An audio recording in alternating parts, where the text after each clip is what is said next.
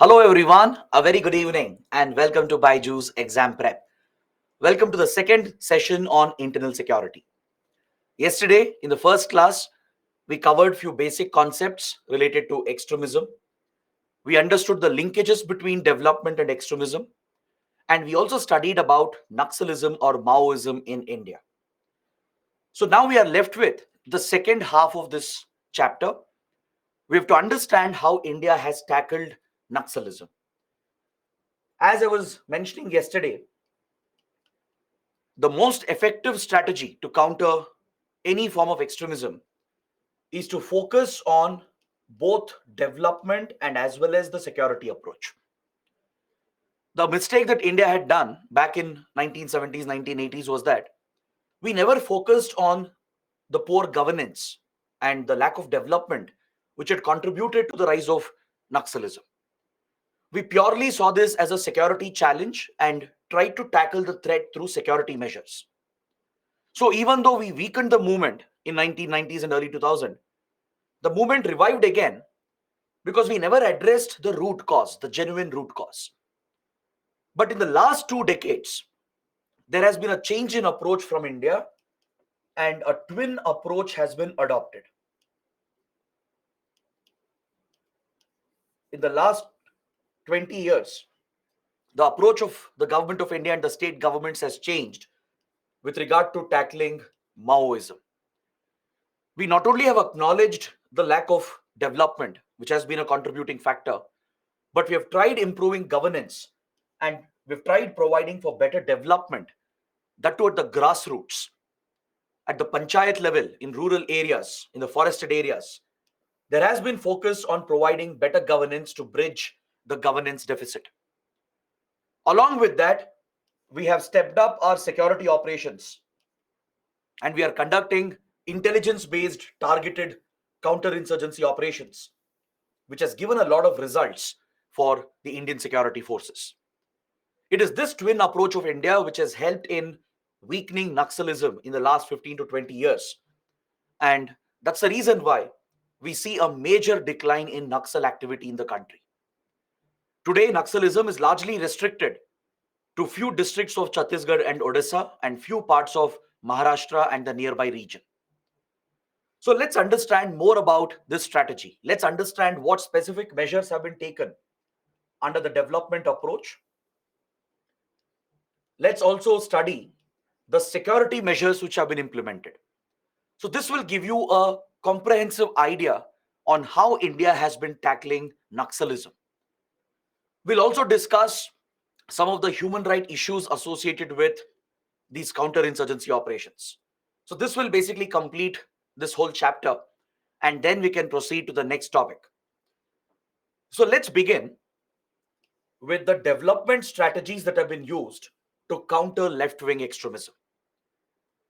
Back in 2009, 2010, the government of India came out with a new development initiative called the Integrated Action Plan or the IAP. The Integrated Action Plan was a well designed governance scheme to improve governance at the grassroots. This scheme was designed by the then Planning Commission before the Niti Aayog was created. We had a body called the Planning Commission. The Planning Commission conceptualized this initiative to improve grassroots governance, to involve district authorities, and provide for better delivery of services at the village level, at the panchayat level. So, this was implemented by the Ministry of Home Affairs, which is responsible for the internal security of the nation. Even though it's a development program, the MHA took up the implementation. MHA deals with the security issues of the country and center state relations. But MHA had to implement the scheme because MHA was already involved with state governments in tackling Naxalism. The MHA had a better understanding of the challenges present in these Naxal affected districts. So, this scheme was specifically designed for the Naxalism affected districts of the country. Around 60 tribal and backward districts were chosen and the program was launched in 2010. The difference in this scheme was the structure of its implementation was very different from your regular government schemes. Generally, in a government scheme which is sponsored by the central government, the funds are provided to the state government and the state looks after the implementation. Correct? This is how usually central sponsored schemes are implemented. The center provides funds, it designs the plan and the policy, and the states will look after the implementation. But this model was not used in the case of integrated action plan, because Planning Commission found out that when the states were directly involved in implementing some of these welfare schemes, there was a lot of leakage of funds. Lot of funds were getting diverted due to corruption in the state administration. The actual benefits were never reaching the targeted beneficiaries at the grassroots. So what the government of India did was, under integrated action plan, the center directly worked with the district authorities, the district administration. The state government was almost bypassed in implementing this action plan. So the center would directly transfer the funds to a district level committee, a high powered district level committee that would consist of the top officials at the district level. Now, in your district, who are the top officials? Obviously, it is your district collector, who is a IAS officer, right? In some states, this office is called as the deputy commissioner or district magistrate, right? In some states, it's called district collector. The names might change from state to state, but the role and function is exactly the same. The IAS officer, who is the DC of the district or the DM, will have tremendous powers over administration in the district. Almost all matters of revenue, land administration, and even law and order, they all come under the DC or the DM. So under the chairmanship of the DC, a district level committee was formed along with the superintendent of police, the SP of the district, who's the topmost IPS officer in the district. And even the district forest officer from the Indian Forest Service was part of the committee. Since the scheme mainly focused on forested areas, tribal areas, and backward areas, the forest officers were also included in this committee. So these three top officials at the district level would be part of the committee, and they would decide on what kind of projects will be taken up for implementation. The district committee would work with the panchayat leaders. They would consult the elected leaders of the panchayats, the Zilla Panchayat, the Taluk, and the Gram Panchayat. They would consult with them and figure out what is necessary for those districts. Because see, the problems vary from state to state, from district to district. So you can't design a uniform program and implement the same program everywhere. Now in Bihar, maybe the problem is lack of education. Maybe in Odisha, the problem is lack of connectivity. In Chhattisgarh, maybe there is lack of electricity or lack of mobile internet connection. So the challenges in governance vary from state to state and district to district. So as a result, the scheme was made very flexible so that it can be customized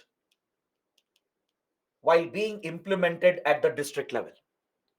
The district authorities would decide upon what kind of project should be taken up and how the funds have to be used to provide for better governance at the district level. So the DC, the SP, and the district forest officer, they would be part of this committee who would work with the panchayat leaders and decide upon the projects and implement them as efficiently as possible.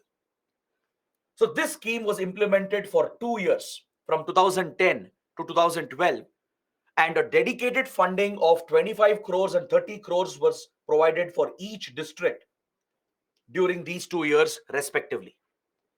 In the first year of implementation, every district, the 60 chosen districts, they got an allocation of 25 crores. This is quite a big amount for each district at the district level. In the second year of implementation, 30 more crores was given.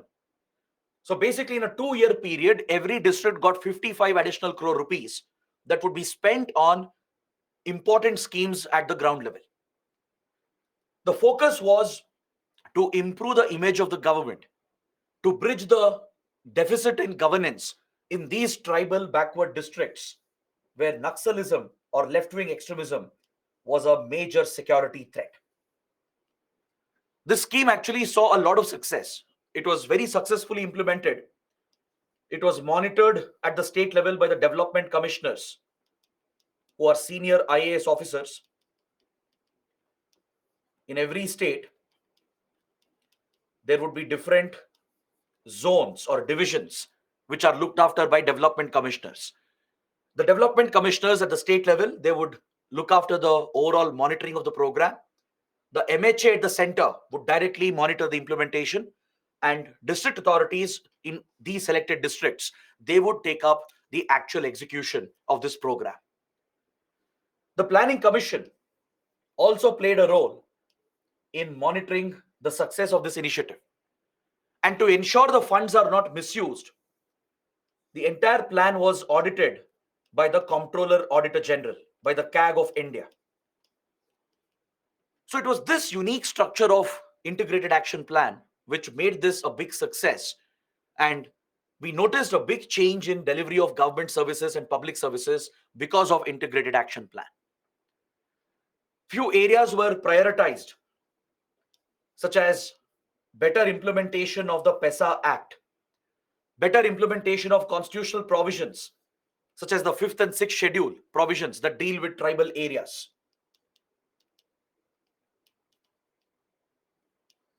Then important laws that deal with tribal rights and tribal welfare, such as the Forest Rights Act. These specific legal and constitutional rights were the focus of integrated action plan. Is that clear? So this program saw a lot of success with regard to improving governance at the grassroots in these left-wing extremism affected areas. And it was one successful initiative of the government of India. So this is just one example I'm giving you. There are many similar schemes that the center has run after this. And there are a few schemes by states as well. By some of the state governments, there have been similar plans implemented, like the Saranda Action Plan, which was implemented by the state government of Jharkhand. Along with Ministry of Rural Development, the Jharkhand state government implemented the Saranda Action Plan. Again, the focus was to improve basic governance at the district level, at the village level. So apart from these targeted programs to protect tribal rights and provide for tribal welfare, other programs like Civic Action Program was also implemented very effectively. Now you should understand what is Civic Action Program, because this is another unique initiative. Civic Action Program is a development initiative which is implemented by the security forces.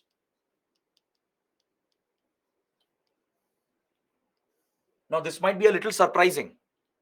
Security forces are implementing development programs. Usually that is not their job. The job of security forces is to deal with the security threat. But in conflict zones,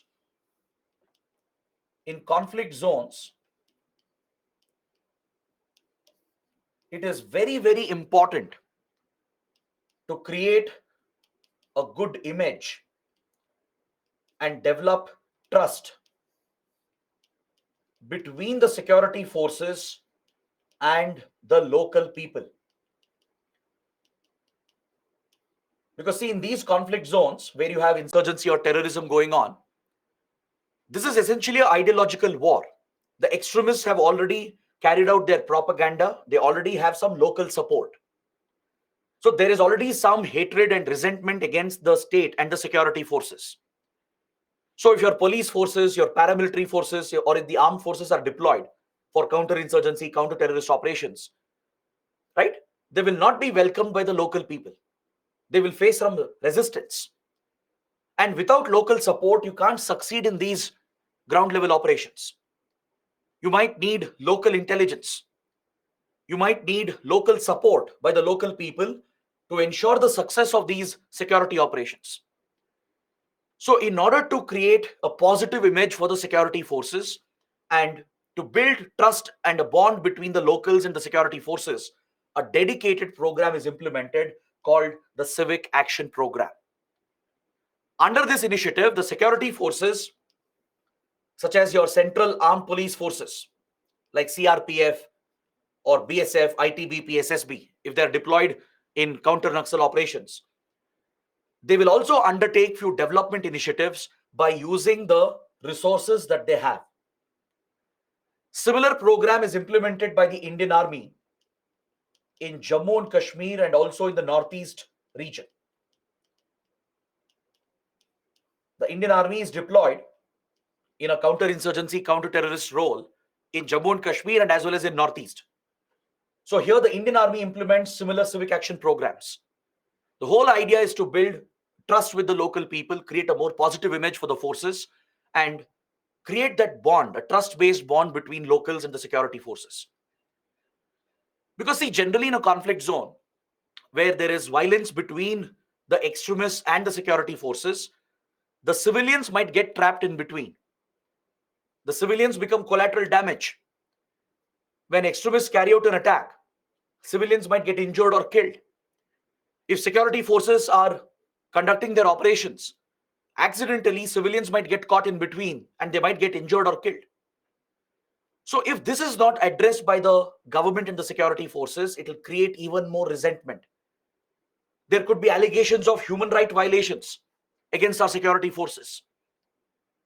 In some cases, it might have happened as well. In conflict zones, it is quite common to come across serious allegations of human rights violations by some of our security forces.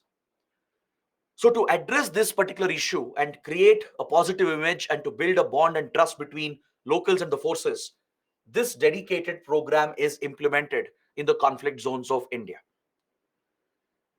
Because see, the security forces, they have plenty of resources with them. They will have dedicated medical units with doctors and nurses. They will have medical equipment. So what they can do is they can conduct a medical camp. They can provide free medical consultation, free services. They can carry out maybe free eye checkup, free diabetes care. So such basic medical services can be delivered to the local people. And they don't need to reinvent the wheel, right? By using whatever resources they already have, and some additional funds are also given for this program. By using these resources, the forces will be at the forefront. They will take the lead in implementing such basic measures. For example, security forces have advanced communication equipment with them. They will have advanced radio sets. They will have satellite phones. They can share some of the communication networks with the local people, especially if those areas are remote and unconnected. Or let's say the region is hit by a disaster. Let's say there is a landslide or a flood or a cyclone. So these forces can step up and help the people in disaster management. That is how a bond can be built between these forces and the local people. Another popular initiative is that senior officers, especially IPS level officers and Group A assistant commandants who would have cleared government exams like UPSC exams, they even conduct coaching classes. They train the local youth to prepare for competitive exams. That is all the government exams, including the UPSC exams. So such basic services are delivered to help the local community in different ways. Security forces will also have engineering equipment. For example, let's say a road or a bridge is damaged and local people are not able to travel. Security forces can repair the bridge, they can repair the road, or they can build a water tank to ensure water supply in the village. Such basic tasks can be taken up, and this program plays a very, very important role in a conflict zone to gain the support of the local community. Understood? The whole purpose of Civic Action Program is to gain the trust and the support of the locals in favor of our security forces. because extremists will constantly carry out propaganda against our forces. There will already be a divide where the locals won't trust our security forces. There could be collateral damages where locals might be injured or killed by the operations being conducted by our forces. There could be genuine cases of human rights violations which might have happened by some rogue officers. So in such a difficult environment, it's very important to build a positive image of the force and show that the forces care about the local people. Because in these conflict zones, the security forces are the face of the state. They represent the Indian state, the Indian constitution on the ground. So without building this bond, it becomes very difficult to successfully conduct and carry out these operations. So civic action programs play an important role in such conflict zones. It's a development initiative. Next, improving mobile and internet connectivity. This has been a priority. Improving mobile infrastructure and internet infrastructure to provide for digital connectivity in the remote areas. Because in today's world, extending mobile connections, providing internet connectivity, establishing the mobile tower infrastructure can transform the economy of that place. Economic transactions will increase immediately if these remote areas are provided with mobile and internet connections. But the problem here is in creating the infrastructure. Because these are remote areas, private companies, they won't reach out to these areas because for them it does not make business sense. They can't spend a lot of capital in creating the infrastructure when they don't have subscribers, when they don't have enough subscribers in these areas, right? So your telecom service providers, internet service providers, they can't reach out and invest in this area. And as a result, these areas become underserved and they are disconnected from the rest of the country. So the government can initiate the step. The government can reach out through government entities like BSNL. The government can take the initial step to create the basic infrastructure that is needed for mobile internet connectivity. So to make this happen, there is a dedicated fund called the Universal Service Obligation Fund. This fund was established by the new telecom policy of 1999. Under the new telecom policy of 1999, this particular fund was established. It's under the Department of Telecommunication. It's managed by the Department of Telecommunication. So this fund is created by mandating the internet service providers and telecom service providers to deposit a part of their revenue into this fund. Since government is going to take the lead and public sector units like BSNL will create the basic infrastructure, private companies are asked to contribute. So as part of their revenue, right, whatever yearly revenue they make, a percentage of it has to be deposited into the fund, which will be used by the government to create the basic infrastructure. The government entities will open the sector in these unconnected areas. They will create an initial subscriber base, and then the private companies can come and take over. So this requires collaboration between the government entities and the private service providers. So that is why a dedicated fund has been set up. This is not just for Naxal areas. This is for all the remote unconnected areas in the country. But within the fund, there is special allocation for Naxal affected regions. Understood? Under the new telecom policy, this fund was created to improve mobile connectivity and internet connectivity, where private companies can't reach out due to business challenges. The BSNL and other government entities will establish the basic infrastructure by using the money deposited in these funds. All the private companies are mandated to deposit a small part of their revenue. So this acts like a pool of capital which is used by the government to create the basic mobile internet infrastructure. And then the private companies can come and expand the network and create a a viable market. So this will drive economic activities. It will provide for complete transformation of the region, and it will connect these areas with the rest of the country's network. So this fund is not just for Naxal areas. This fund is for all the unconnected areas in the country.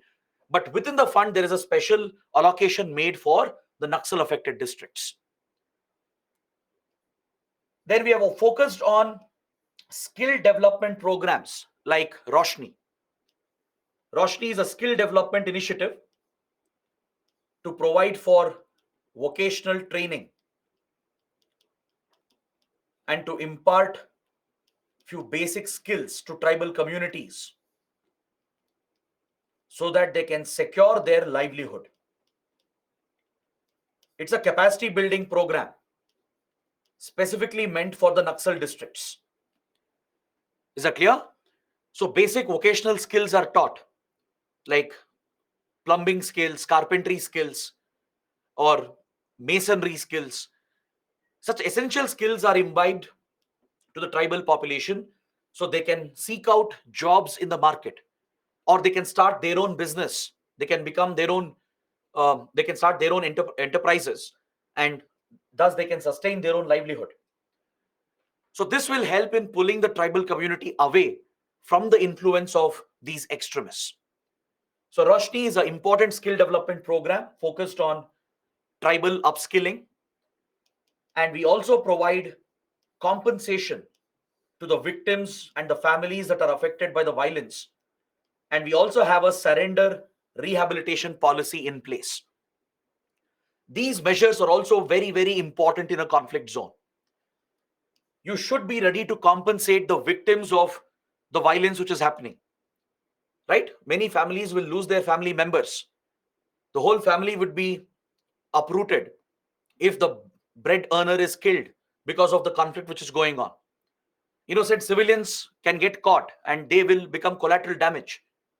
People might get injured, disabled, right? Their livelihoods are lost. Or if a family member is killed, the entire family is uprooted economically, financially. So the government has to reach out, the center and state, both the governments have to reach out and provide immediate compensation to these families and victims so that we can show that the state cares about the people. We can keep them away from extremist influence. We can show that the state genuinely cares about the local people, the local civilians. Right? It's also a humanitarian obligation as well on the state. So along with providing compensation, there should be a surrender policy. If the terrorists or the insurgents, if they are willing to give up their arms, if they are willing to surrender, if they are willing to come back into the mainstream, this opportunity should always be available in order to encourage the surrender of these insurgents and terrorists. In fact, we do have a surrender policy in almost all the conflict zones in Northeast India, in Jammu and Kashmir, and in the Naxal corridor. Is that clear? If they haven't committed any heinous crimes, if they haven't been involved in terrorist attacks, if they have been just misled and brainwashed, then the government will give them an opportunity. It will not pursue any cases against them. They'll not be arrested. They'll not be jailed. Instead, they'll be brought back to the mainstream and they will be rehabilitated. To attract them to surrender, there will be an incentive. There will be a financial incentive that if they come to the police and surrender and lay down their arms, they will be given a certain financial package. A small amount of money is given to help that person to come back into mainstream society. And the government will also help them in getting a job and in coming back to mainstream life. This is one way through which you can pull out some of the brainwashed, indoctrinated youth who have been misled by the extremists. So having a surrender rehabilitation policy is very important. And we have implemented this in the Naxal corridor. We have similar schemes in Jammu and Kashmir as well, and in the Northeast region as well. So these are some basic developmental initiatives that the government has taken up to improve development and governance at the grassroots. Other than that, we have focused on good governance to tackle corruption,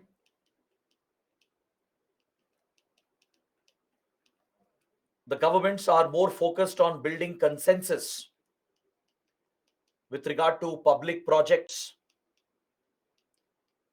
There has been a greater focus in consulting the local people before large projects are taken up, before land acquisition is carried out. Governments have proactively, they've dispersed the compensation amount if tribal or farmer land is acquired for public projects. The various other schemes like Manrega, the food security schemes like PDS, the implementation of all these important schemes has become more efficient due to the introduction of technology, due to e-governance. The rollout of Aadhaar has also made a big difference in plugging the leakages, in tackling corruption, so that the beneficiaries get the full benefit without diversion of any funds and leakage of funds. So in general, we have seen an improvement of governance in these areas, right? And this has played a big role in pulling the people away from the influence of the Naxals. Today, farmers, tribal communities, peasants, they are in a much better position, right? Thanks to the better delivery of governance at the grassroots. So these strategies, they're extremely crucial in the Naxal corridor, because that is the only way in which you can gain the support of the local people and you can pull them away from the influence of the Maoists. Is that clear? This is just a sample that I've given you. There are many more initiatives. So what you can do is you can keep track of this in the newspapers. In the newspapers, there will be editorials, columns, which will keep coming on the topic of Naxalism. Every now and then, there will be a mention of some kind of development scheme or initiative. So please make a note of that. You can add it to this list and you can expect a question on these lines, a 10-mark question where UPSC might ask about the development initiatives that have been taken to counter Naxalism in the Naxal corridor. So please be prepared for this. It's a very easy topic. You just have to understand what is the approach the government is taking. Now let's talk about the security measures. Now that we have an idea about the development measures, let's talk about the security measures taken to counter left-wing extremism in the country. First, we'll understand the organizational structure. We'll understand who's responsible for what. Then we'll look at some schemes which are related to security, and then talk about the specific operations, the kind of operations being carried out to target the Naxals. So from an organization point of view, it's of course the MHA, which is the nodal ministry to deal with Naxalism. MHA is responsible for the internal security of the nation, along with handling center-state relations and few other tasks. But the prime responsibility of the MHA is internal security of the country, along with border management and border security. So the MHA has established a dedicated division, the left-wing extremism division, to pay special attention to the Naxal-affected areas. The focus of the division is to help the state police, help the state governments, and help the state police in any way possible to effectively conduct counter-insurgency operations. The MHA is primarily focused on assisting the state governments to supplement the resources of the states so they can effectively fight against Naxalism. Because essentially, Naxalism is a state problem. This is indeed a problem related to law and order. It is a problem related to public safety. So these subjects, they come under the state list. As it is purely an internal threat, it's largely an internal threat. Naxals do not have much of external connections. They've had very limited contact with foreign groups and foreign entities. So Naxalism is largely a domestic threat. It's an internal threat. So states have the primary responsibility to counter Naxalism. Is that clear? The state police, they have the primary responsibility to lead the counter-insurgency operations. But the problem is our state police forces are not well equipped. They're not well trained. They're not motivated enough. This is where the central government comes in. And since this is a interstate problem affecting multiple states, it requires coordination as well between different states. That is where the center comes in to achieve that coordination between different states and also to supplement the resources of the state police. Like state police forces may not have advanced weapons. They may not have enough manpower.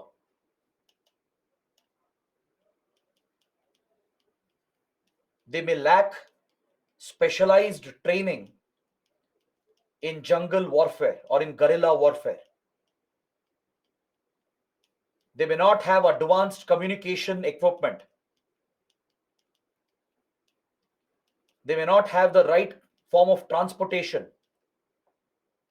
which is safe for the security forces. They need armored vehicles, specially built vehicles to move the troops around. Right? They will need advanced technology as well. Maybe GPS navigation kits, satellite communication. They would need advanced technical intelligence, which is collected through interception, by intercepting mobile and internet traffic, by intercepting satellite communication. So such advanced tools are not available to your state forces. They can't do this on their own. This is where the central government comes into picture. The Home Ministry will coordinate with different state governments and state police, and it will supplement them with the resources that are needed. The center will deploy the CAPFs, the Central Armed Police Forces. The primary force that is deployed against Naxalism is the CRPF, the Central Reserve Police Force. The CRPF is responsible for internal security. It's usually deployed in an internal security role. And one of the primary tasks assigned to CRPF is to carry out anti-Naxal operations. So CRPF troops, they are part of Central Armed Police Forces, which is under the Home Ministry. The MHA has a number of Central Armed Police Forces, like your CISF, BSF. Some of them are border guarding forces, like ITBP, BSF, SSB. There are specialist forces like NSG, the National Security Guards, CRPF. All these are Central Armed Police Forces of the Home Ministry. They are police forces, paramilitary forces belonging to the central government. The center will deploy them in different states to back up the resources of the state, to supplement the resources of the state. The center will give additional funds so that state police can also procure advanced weaponry, advanced communication equipment. They can get better training. They can get access to advanced intelligence. So this is where the center plays a critical role. The left-wing extremism division is responsible for implementing some of these security-related schemes, which is focused on modernization of our police forces. In order to modernize our police force at the state level, few dedicated schemes, security-related schemes are implemented by the left-wing extremism division. And it also monitors the threat level across the country. It will closely keep a check on the spread of Naxalism, which districts, which villages are affected. It will track the movement of the Naxals. It will come out with the strategies and policies at the central level to assist the state governments and the state police forces. This is the primary role of the left-wing extremism division of the Home Ministry. Is that clear? It is implementing these security-related schemes. The security-related expenditure, special infrastructure scheme, special central assistance scheme. Through this, special funds are being given to state police and state governments to strengthen the police infrastructure, to modernize the state police forces. Other than that, it will deploy the CAPFs to help the affected states. It will provide additional funds to the central forces so they can implement civic action programs, procure helicopters, and build better infrastructure to safeguard the security forces. It will also review the situation, monitor the situation regularly, and it will communicate between different states. It will achieve coordination. It will give out advisories. It will share intelligence. It will coordinate with other central ministries and departments. Because to tackle Naxalism, coordination would be needed between various ministries at the center. Even the Rural Development Ministry, the Panchayati Raj departments and ministries, other security forces, including Defense Ministry, right? They all play a role. So to achieve coordination at the center and amongst the states, the left-wing extremism division plays a very, very important role. It not only assigns the funds and backs up the state governments, but it also achieves coordination at the state level and the national level. This is the primary role of the left-wing extremism division. A dedicated division has been set up within the MHA to handle these tasks, which are related to the security response against Naxalism. So in 2015, the Government of India adopted a comprehensive action plan, the National Policy and Action Plan, to counter left-wing extremism. Under this action plan, 4 priority areas were identified. One is to conduct effective security operations, because this is a security problem at the end of the day. Second is to provide better development, better governance. Third is to protect the rights of the tribals and the local communities. And third is to ensure the local communities, they get their entitlements, the privileges that are to be provided to them.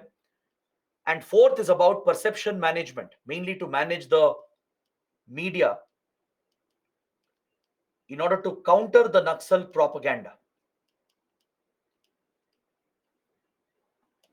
To counter the propaganda of the Naxals, the government runs a counter propaganda through a media plan, through a media strategy, in order to manage the perceptions. In fact, in any conflict or in any war, information warfare plays a very, very important role. The information which is being communicated, which is being relayed by both the sides, by the extremists and by the government, they play a big role in influencing public opinion. If extremists are conducting propaganda against the government, then we need to counter their propaganda and send the right message. We need to counter their fake news. We need to create a positive image about the government and highlight the achievements and initiatives of the government as well. This is seen in case of wars between two countries as well. When two countries are involved in a conflict, there is very active information warfare which is carried out. Now take India-Pakistan, for example, or the Russia-Ukraine conflict. The different countries which are involved, they engage in an active campaign, a media campaign, and they try to change the perception of the public, the perception of the common man regarding the conflict which is going on. This is usually done by intelligence agencies. Intelligence agencies, they specialize in information warfare. It's part of psychological warfare. It's a specialized role in intelligence, right? Within intelligence agencies, there is a specialization in psychological warfare where they basically plant articles in the media. They try to bring out certain messages in the media, which includes social media as well, to manage perceptions, to spread the right information, to counter the propaganda of the enemy. So this enemy could be a foreign government, a foreign intelligence agency, or it could be the extremists, the terrorists, the insurgents. So in any conflict, in any war zone, you will find an active information warfare by all the parties involved. It's part of psychological warfare. So even to counter Naxalism, it's very important to counter their propaganda. Even we have to engage with the media, communicate to the people, highlight that Naxal ideology is wrong. We should highlight the success of the government, the initiatives of the government, which is providing for better development. The changes which are happening on the ground should be showcased to the people. Right? So perception management is very important as part of any conflict. So under the National Policy and Action Plan that was adopted in 2015, these 4 steps were prioritized. One is the security approach, to carry out effective and ruthless security operations to target the Naxals. Second is to provide better development, better governance. Third is to ensure that the rights and entitlements of the local communities is given to them. And fourth is to manage perceptions and counter the propaganda of the Naxals. So as part of the security measures, we have some important schemes which are implemented, such as the SRE scheme, the Security Related Expenditure Scheme. Now, you don't have to by heart all the details of these schemes. Just understand what the schemes deal with, just the basics, that is more than enough. The Security Related Expenditure Scheme and even the other related schemes which I'm going to mention, they are all focused on modernizing our state police forces. For example, under SRE, state governments are encouraged to procure advanced weapons and advanced equipment and provide better training to their police forces.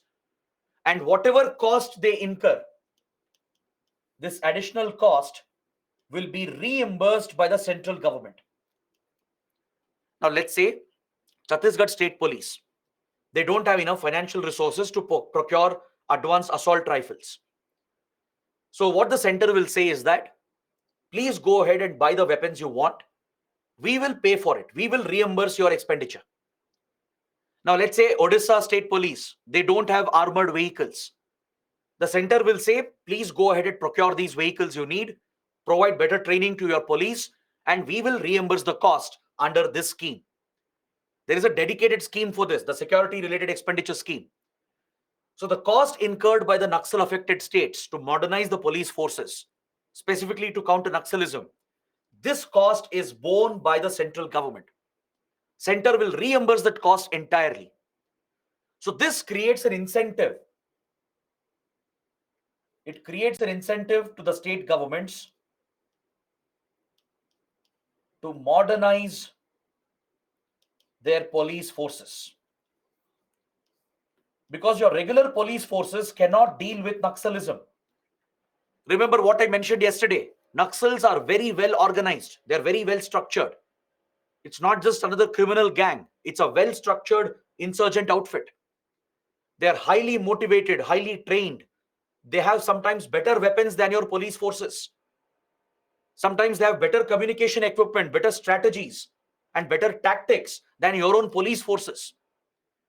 Your ordinary police force cannot tackle the Naxal threat. Naxals use the geography to their advantage. They hide in forests. They carry out ambush attacks.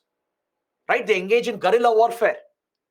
So you need your police forces to also specialize in guerrilla warfare tactics. They will need commando level training. So all of this will require a lot of expenditure. So states are being encouraged and incentivized through the scheme to modernize their police and set up dedicated anti-Naxal forces. Is that clear? The cost will be reimbursed by the central government. There are many similar schemes on these lines, such as special central assistance for 30 most affected districts. The funding is given again to modernizing the police infrastructure to strengthen the security infrastructure in the state level. You have special infrastructure scheme, which is mainly focused on fortifying the police stations. Because remember, Naxals primarily target the security forces and government buildings. One of their preferred target would be the police station itself, because they'll not only manage to kill few police officers who they see as their target, but they can also loot weapons from the police armory. This has been one strategy of Naxals to get hold of advanced weapons. They loot from our own police and security forces by attacking police stations and the base camps of security forces. So you need to strengthen the infrastructure, the security measures around the police stations and the security camps present in the Naxal areas. These facilities have to be fortified.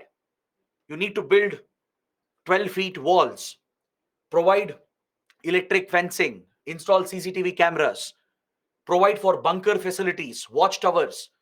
These basic security measures have to be taken to defend your police stations and security camps from Naxal attacks.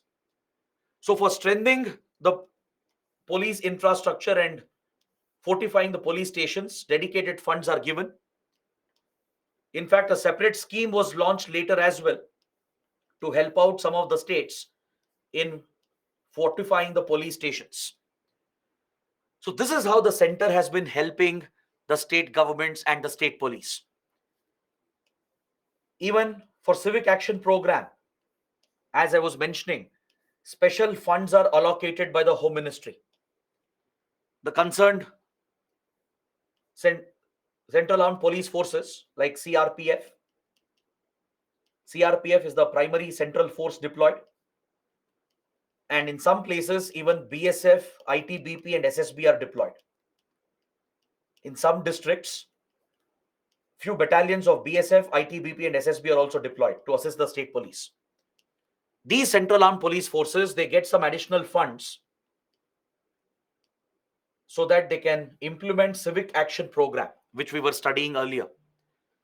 They also get assistance from central government to hire helicopters if needed. Helicopters can be a force multiplier. It can help in quick deployment of troops. It can help in surveillance. It can help in evacuation. Imagine there is an ambush attack where some of your forces are injured or killed, and you need to evacuate the injured officers. So helicopters can play a very big role in saving the lives of our security forces by quickly evacuating them from the conflict zone. Or you may have to send reinforcements to ensure that we counter the Naxal attack which is going on. So helicopters can quickly change the dynamics, and it acts as a force multiplier in any conflict zone. So central forces are encouraged to hire helicopters. The charges are borne by the central government. So all such facilities are provided along with a proactive media plan, a perception management plan to counter the propaganda of the Naxals. So these are the broad steps being taken as part of the security measures to tackle Naxalism in the country. We also have some related schemes, which is a mix of development initiative and security initiatives, such as road construction, extension of mobile towers, mobile infrastructure, the aspirational districts program, where 35 most backward districts have been chosen to improve development and governance. Right? Because you need good connectivity to be able to move the troops around. Connectivity will not only help in development, it will not only help the local people, it is also needed for your troops. If you have deployed hundreds and thousands of state and central forces to counter Naxals, they need good roads to move around. They need roads which are safe, which are protected from Naxal attacks. So all such initiatives are funded by the center to support and back up the state governments, and states will have their own initiatives on these lines to modernize our police forces and enhance the effectiveness of security operations. Is that clear? So this is the broad strategy of the government at the center and the state to ensure that we are effective in our counterinsurgency operations. Now let's talk about the kind of security operations which are being undertaken. In the last 15-20 years, right, our strategy and tactics have changed at the ground level, and this has given immediate results. We have managed to cut off their financing routes. We have managed to target the top leaders and mid-level commanders. We have eliminated many of the top leadership of Naxals. Many have been arrested. And this has been critical in weakening Naxalism in the last 15 years. So let's understand few details about these security operations itself. Until now, we were discussing modernization of the forces. What can be done to modernize them? Now, let's talk about the tactics, the military strategies which are being used on the ground to defeat the Naxals in the battlefield. The primary force which is responsible for anti-Naxal operations is the CRPF. Please write down this point. CRPF is the primary anti-Naxal force that has been deployed by the central government. The MHA has designated the Central Reserve Police Force, which is one of the CAPFs, as the primary anti-Naxal force of the country. So CRPF troops are deployed in the Naxal affected states to supplement and back up the state police forces. But wherever there are gaps, few battalions of BSF, ITBP and SSB are also deployed. Now, CRPF being the primary anti-Naxal force of the center, it has raised a special force called Cobra. An elite special force unit has been set up by CRPF called Cobra. It stands for Commando Battalion for Resolute Action. This special force unit specializes in guerrilla warfare, in jungle warfare. It consists of highly trained commandos who undergo rigorous training on the lines of the armed forces. Just like Indian Army Special Forces are trained, like the para commandos, on similar lines, the Cobra Battalion has been trained. They are given special weapons, special equipment, advanced communication kits, and they are very effective in conducting targeted strikes. That's why it's called a special force. See, throughout this subject, we will keep mentioning many special forces of India. You might have heard about the Black Cat Commandos or the NSG, the National Security Guards. They are a kind of special force unit. The Para SF, the Para Commandos of the Indian Army. The Marcos or Marine Commandos of the Indian Navy. The Garud Commandos of Indian Air Force. Right? And we also have something called Special Frontier Force, SFF, of RAW, which belongs to Research and Analysis Wing.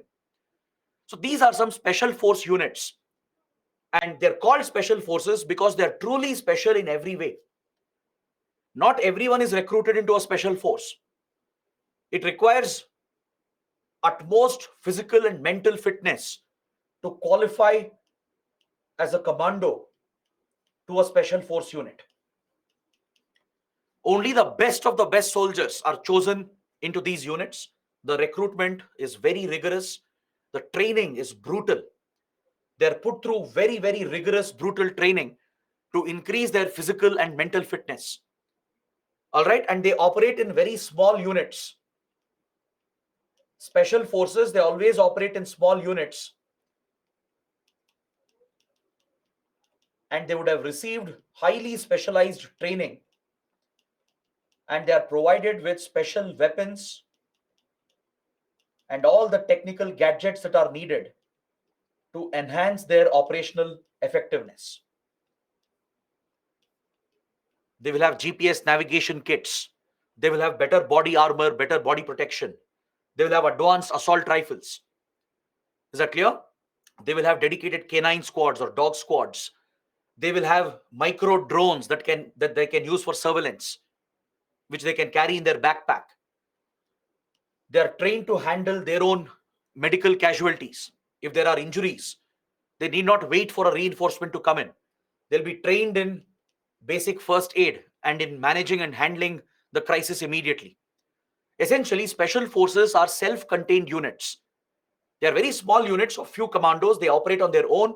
They don't need much of outside support. And they can be very effective in precision operations. If you have to conduct a precise strike against a high-value target, right? If you have to destroy a certain facility of the extremists or the enemy, special forces can be very, very effective.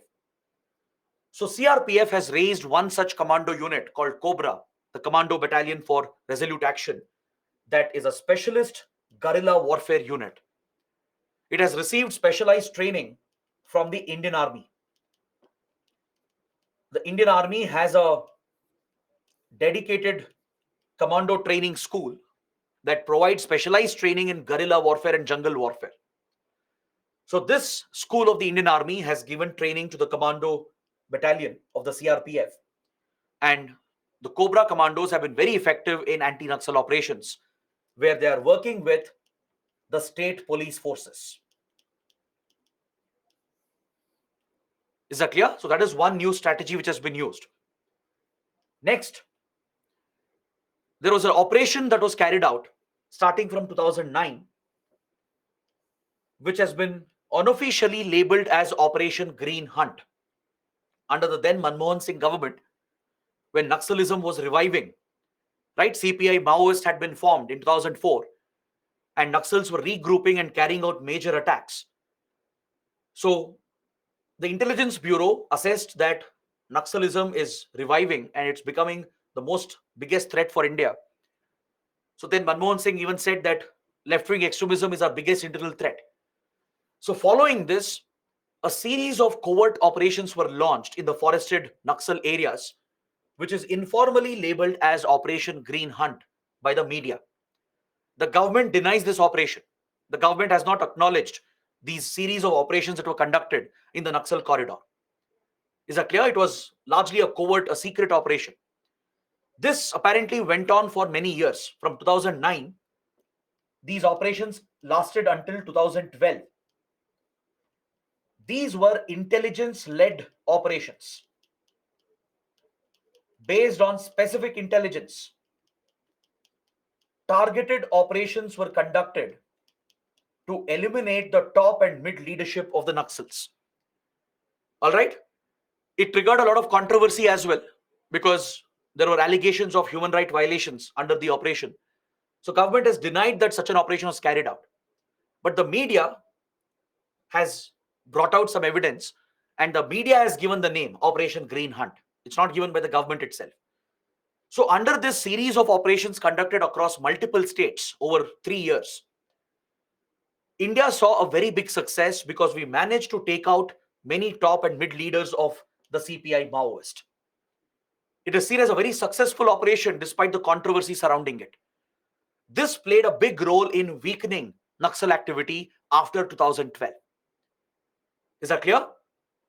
Next, even the state police are not behind. State police forces have taken their own measures, especially the Andhra Pradesh police. They played a critical role in destroying the PWG, in weakening the People's War Group in 1980s. It was one of the first state police forces to achieve such a tremendous success in counterinsurgency operations. Remember, yesterday I was mentioning that Andhra Pradesh police, they adopted a unique strategy in the 1980s, and they successfully managed to weaken the PWG. So let's take a look at this, because this success of Andhra Pradesh against PWG, it is a case study even today in many training schools. For example, if you go to National Police Academy, if you clear this exam, become an IPS probationer, right? You go to your Sardar Vallabhbhai Patel National Police Academy at Hyderabad. One of the case studies which is taught to you in counterinsurgency is how Andhra Pradesh succeeded in bringing down PWG. They used a unique set of strategies to target the PWG. This is a global case study as well. Many foreign counterinsurgency forces also study the success of Andhra Pradesh police. Because see, compared to what other states were doing to target Naxalism, the Andhra police, they adopted a very different strategy. What they did was, they raised their own special force. Andhra Pradesh was one of the first states in India to have its own special force called the Greyhounds. The Greyhounds, they saw remarkable success against the PWG. The difference was in their recruitment, in their training, in their equipment, and more importantly, in their motivation. This is where the Andhra police, they delivered a masterstroke. See, generally what happens is that when a conflict is going on, especially an insurgent or terrorist movement is going on, usually forces are brought from the outside. Now let's say Naxalism is raging in Odisha. Now center will deploy CRPF or BSF along with the state police. The problem is the troops that are coming from the outside, they may never connect with the problem. First of all, they'll not understand the local geography, right? They'll not be well versed with local culture and customs. They will not speak the tribal language. These are very, very important aspects in these operations, in counterinsurgency, counter-terrorist operations. If you have to generate ground level intelligence from the local people, you have to speak the local language. You have to blend with local customs, local culture, and form relationships with the local people so you can generate valuable intelligence based on which you can conduct your targeted operations. You should be well versed with the local terrain and geography, and outsiders will not have that kind of experience. And also, outsiders will not have the right motivation as well. Now, let's say you're bringing CRPF troops, right? Some of them will be from Kerala, some will be from Assam, some are from UP, Bihar, Karnataka. You deploy those troops in Odisha, right, to fight Naxals. They have no personal angle. They have no personal motivation to defeat Naxalism. We are not questioning the professionalism of the troops. We're not questioning their drive. But they don't have the personal connect. But imagine if local youth are recruited who are affected by Naxalism, who would have lost their family members, whose education was ruined because of Naxals. If you recruit such youth, they will have a stronger urge to fight Naxalism and defeat Naxalism at any cost. It becomes a personal battle for them. This is the strategy that Andhra Pradesh adopted. Under the leadership of few legendary IPS officers, the Andhra police, because back then you didn't have Telangana. Telangana was part of the United State of Andhra Pradesh, correct? So the Andhra Pradesh police adopted these strategies. They raised a special force unit called the Greyhounds, and they only recruited the local youth. They focused entirely on the tribal belt and the forested areas where Naxals were active. They handpicked most of the members. They saw which families were affected by Naxal violence. Because as I told you, Naxals would have targeted civilians as well. They might have killed few family members.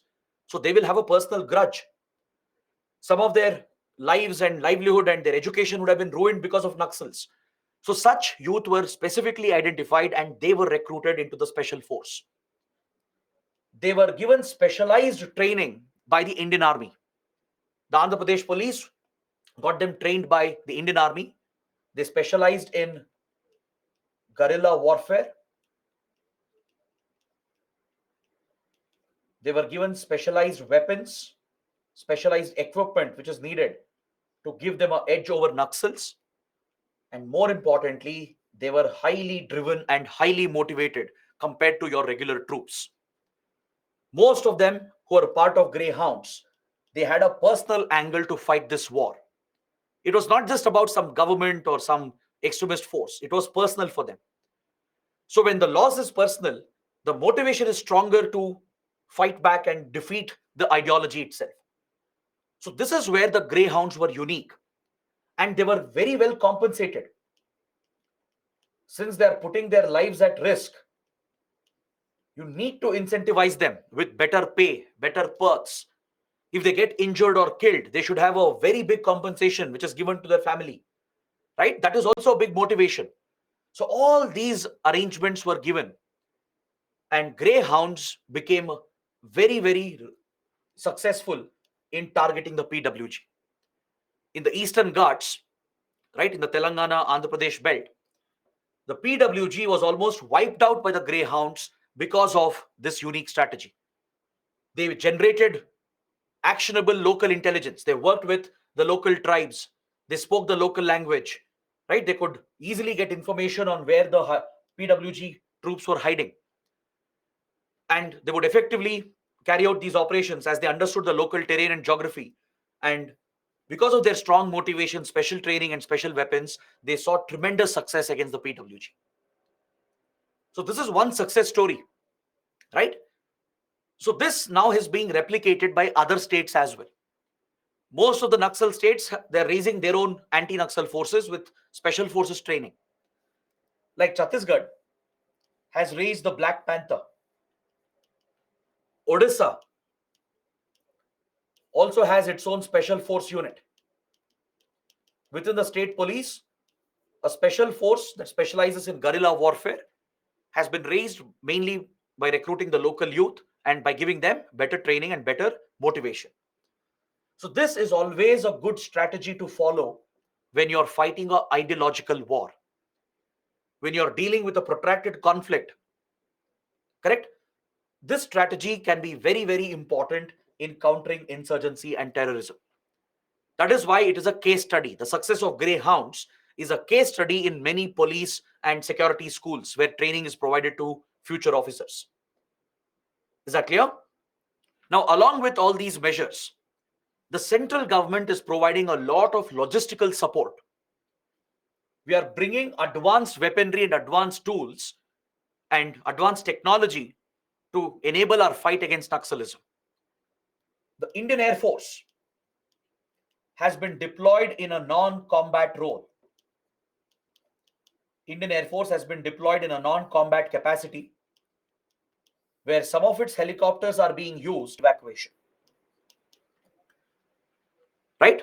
In some of the affected states, Indian Air Force helicopters are deployed not to target the Naxals, not in a combat role, but in a non-combat role, only to provide transportation, only to provide airlift capability to the troops. So if intelligence is received that Naxals are hiding in this particular area, instead of taking the road route, which might be risky, because Naxals are known to plant IED bombs on the roads or under bridges. Naxals often carry out these ambush attacks. They plan this ahead. They deliberately leak their location to the security forces. And when the forces try to reach them and hunt them down, the road would have already been booby trapped.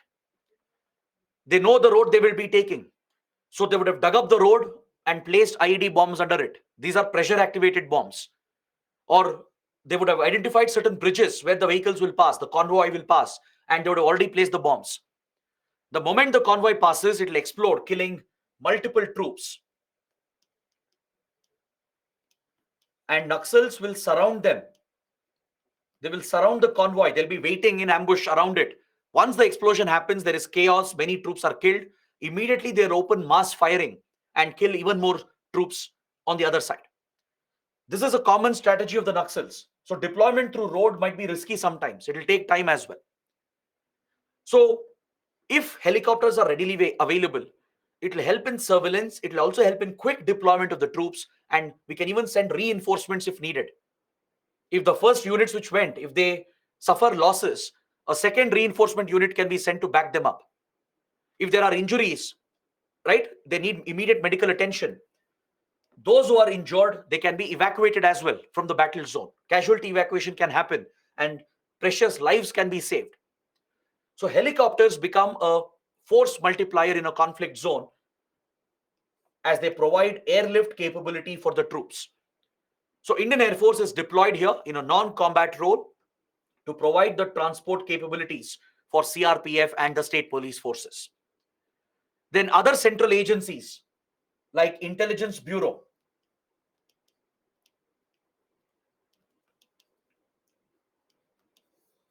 and as well as the NTRO, they are very closely involved in surveillance and intelligence gathering. The IB, which is responsible for domestic intelligence, will develop HUMINT or human intelligence. It will develop human assets. Essentially, intelligence operatives will be trained to infiltrate into these groups and join the groups and work as double agents to provide classified information which will help us in targeting these groups. Or they will try to identify one of their members, get some leverage on that member and turn them against them and make them work for the government, make them work for the Intelligence Bureau. So these are human assets who play a critical role in intelligence gathering. So infiltrating terror groups and insurgent groups is a primary task of IB and as well as RAW. Is that clear? Human intelligence can be very reliable. It can lead to actionable intelligence. So infiltrating these groups, planting our assets inside these organizations is a critical part of covert operations. Along with that, IB specializes in technical intelligence. It will carry out interception of mobile phone calls, messages, internet traffic, radio communication. All forms of communication will be intercepted. And we have a specialized technical intelligence agency for this called NTRO, the National Technical Research Organization. NTRO is India's premier technical intelligence agency.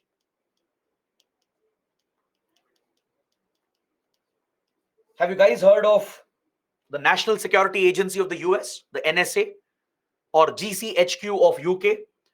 These are specialist technical intelligence agencies. They specialize in electronic surveillance, technical surveillance. On similar lines, India also has an elite technical intelligence agency called NTRO. It was established after the Kargil War. Right? During Kargil War, there were many deficiencies in our intelligence architecture. So a lot of security reforms were carried out. And one of the measures was to set up a dedicated technical intelligence agency. So NTRO has the ability to intercept all forms of communication. Every single phone call, message, the whole internet traffic of the country can be intercepted by NTRO. Even satellite communication can be intercepted. Is that clear? So this organization was initially functioning under RAW. It had been set up as the technical arm of RAW. But recently it has been separated from RAW. Now it reports directly to the National Security Council under the National Security Advisor. It was previously under RAW, but it has been moved out. Now it's a separate intelligence agency on its own, reporting directly to the National Security Advisor. So NTRO can provide valuable technical intelligence along with IB. And we are also deploying drones, unmanned aerial vehicles for advanced surveillance of the targets. Indian Air Force, IB, they all operate few drones which can be very, very valuable in the battlefield to carry out advanced surveillance, to generate valuable intelligence. So such advanced tools and gadgets are being deployed. We have procured much better weapons for our forces, better assault rifles, better armored vehicles which can withstand the impact of IED explosions. They're trained in dealing with ambush attacks. Better training has been provided. So all these tactics and strategies are being used along with targeting their financing route and the route through which they are collecting weapons. We're not only targeting the Naxals, we have to target their finances. We have to target the route in which they are raising weapons to continue their operations. Because any war, it's about money. It's about the business part of it. You cut off the money supply, you cut off the financing route, you can defeat the conflict itself. You can defeat your enemy. So tackling Naxalism not just includes ground operations, ground counterinsurgency operations, but it also involves the financial measures. It also involves other security measures to prevent the movement of money, the movement of weapons and drugs, which is fueling these outfits. Is that clear? So it's because of this combined strategy that India has actually seen a lot of success in the last few years. Today, we are able to conduct targeted operations. Many top leaders have been eliminated. Many have been arrested. That is the reason why Naxalism has weakened in the last 15 years. Is that clear? Now, let me give you some very important details. Please write down these points along with me. Let's list out the targets of Naxals. Let's list out their targets. Let's list out their financing routes. How do they raise money for their operations? Let's also understand how they source weapons, How are they sourcing arms and weapons to sustain this movement? These are three very, very important points. So, as we discussed yesterday, the Maoist agenda is to capture state power, to throw the state out and capture state power. So, obviously, anything that represents the state becomes their target. So, they'll attack government officials, they will attack the security forces. We have seen many cases where police officers, IPS and IAS officers also have been kidnapped by Naxals. I'm not telling this to scare you, but that is the challenge that comes with the job, right? So government officials and security forces become their prime target as they represent the state. Then government buildings, any infrastructure that is being created by the government, roads, railway lines, mobile towers, schools, water tanks, all the infrastructure being created which represents growth, progress, development, they are targeted by the Naxals. They target elections, especially at the local level, the panchayat elections. They'll call for a boycott. They'll target the panchayat leaders. They could even target local politicians. They even target industrialists. Is that clear? These are the broad targets of Naxals. They could even target the local people, the local civilians, if they believe them to be police informants. If they get a suspicion that some local people are working for intelligence agencies and passing on information to the police, Naxals will target them, they'll eliminate them. And sometimes, if locals refuse to give them support, if locals refuse to give them shelter or money or some logistical support, Naxals might retaliate and they might target local civilians as well. So these are the targets of Naxals.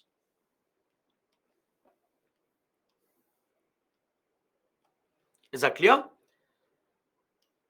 The method of attack largely used by Naxals is an ambush attack, which is a classic tactic of guerrilla warfare. They basically lure the forces, they attract the forces by leaking some information about their location. They would have planned the route through which the forces will reach. They would have planted bombs along the route, and they will surround the convoy and open large-scale firing to kill as many troops as possible. As I told you, they are specialists in building IED bombs. They trigger these IED explosions to target the convoy of troops and then surround the location and open fire to kill whoever is still surviving. And Naxals are so depraved that they've used dead bodies of our martyrs to booby trap them. Do you know what's a booby trap? Basically, it's a decoy. Basically, they're hiding bombs inside the dead bodies or below the dead bodies. Why do they do that? Because they know that the security forces will come back. Reinforcements will come to pick up the dead, right? To give medical attention and to take them back, to provide them a basic cremation. So what they do is either they will cut open the bodies and place IEDs inside the dead bodies, or they'll place it under the body. These are pressure activated. The moment the reinforcement troops come, and if they try to lift the body, immediately there will be another explosion. Even the reinforcement troops are targeted. This is how depraved Naxals are. They don't spare even the dead bodies. Is that clear? So this is their preferred method of operation. They rely on guerrilla tactics. Ambush attacks is their preferred strategy. And they specialize in IED bombs, and they even lay booby traps. Is that clear? Now, how are they raising funds How could this movement sustain for almost 7 to 6 decades?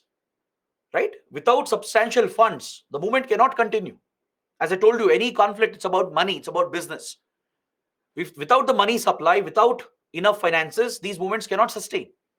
So who is financing them? Where are they getting the money from?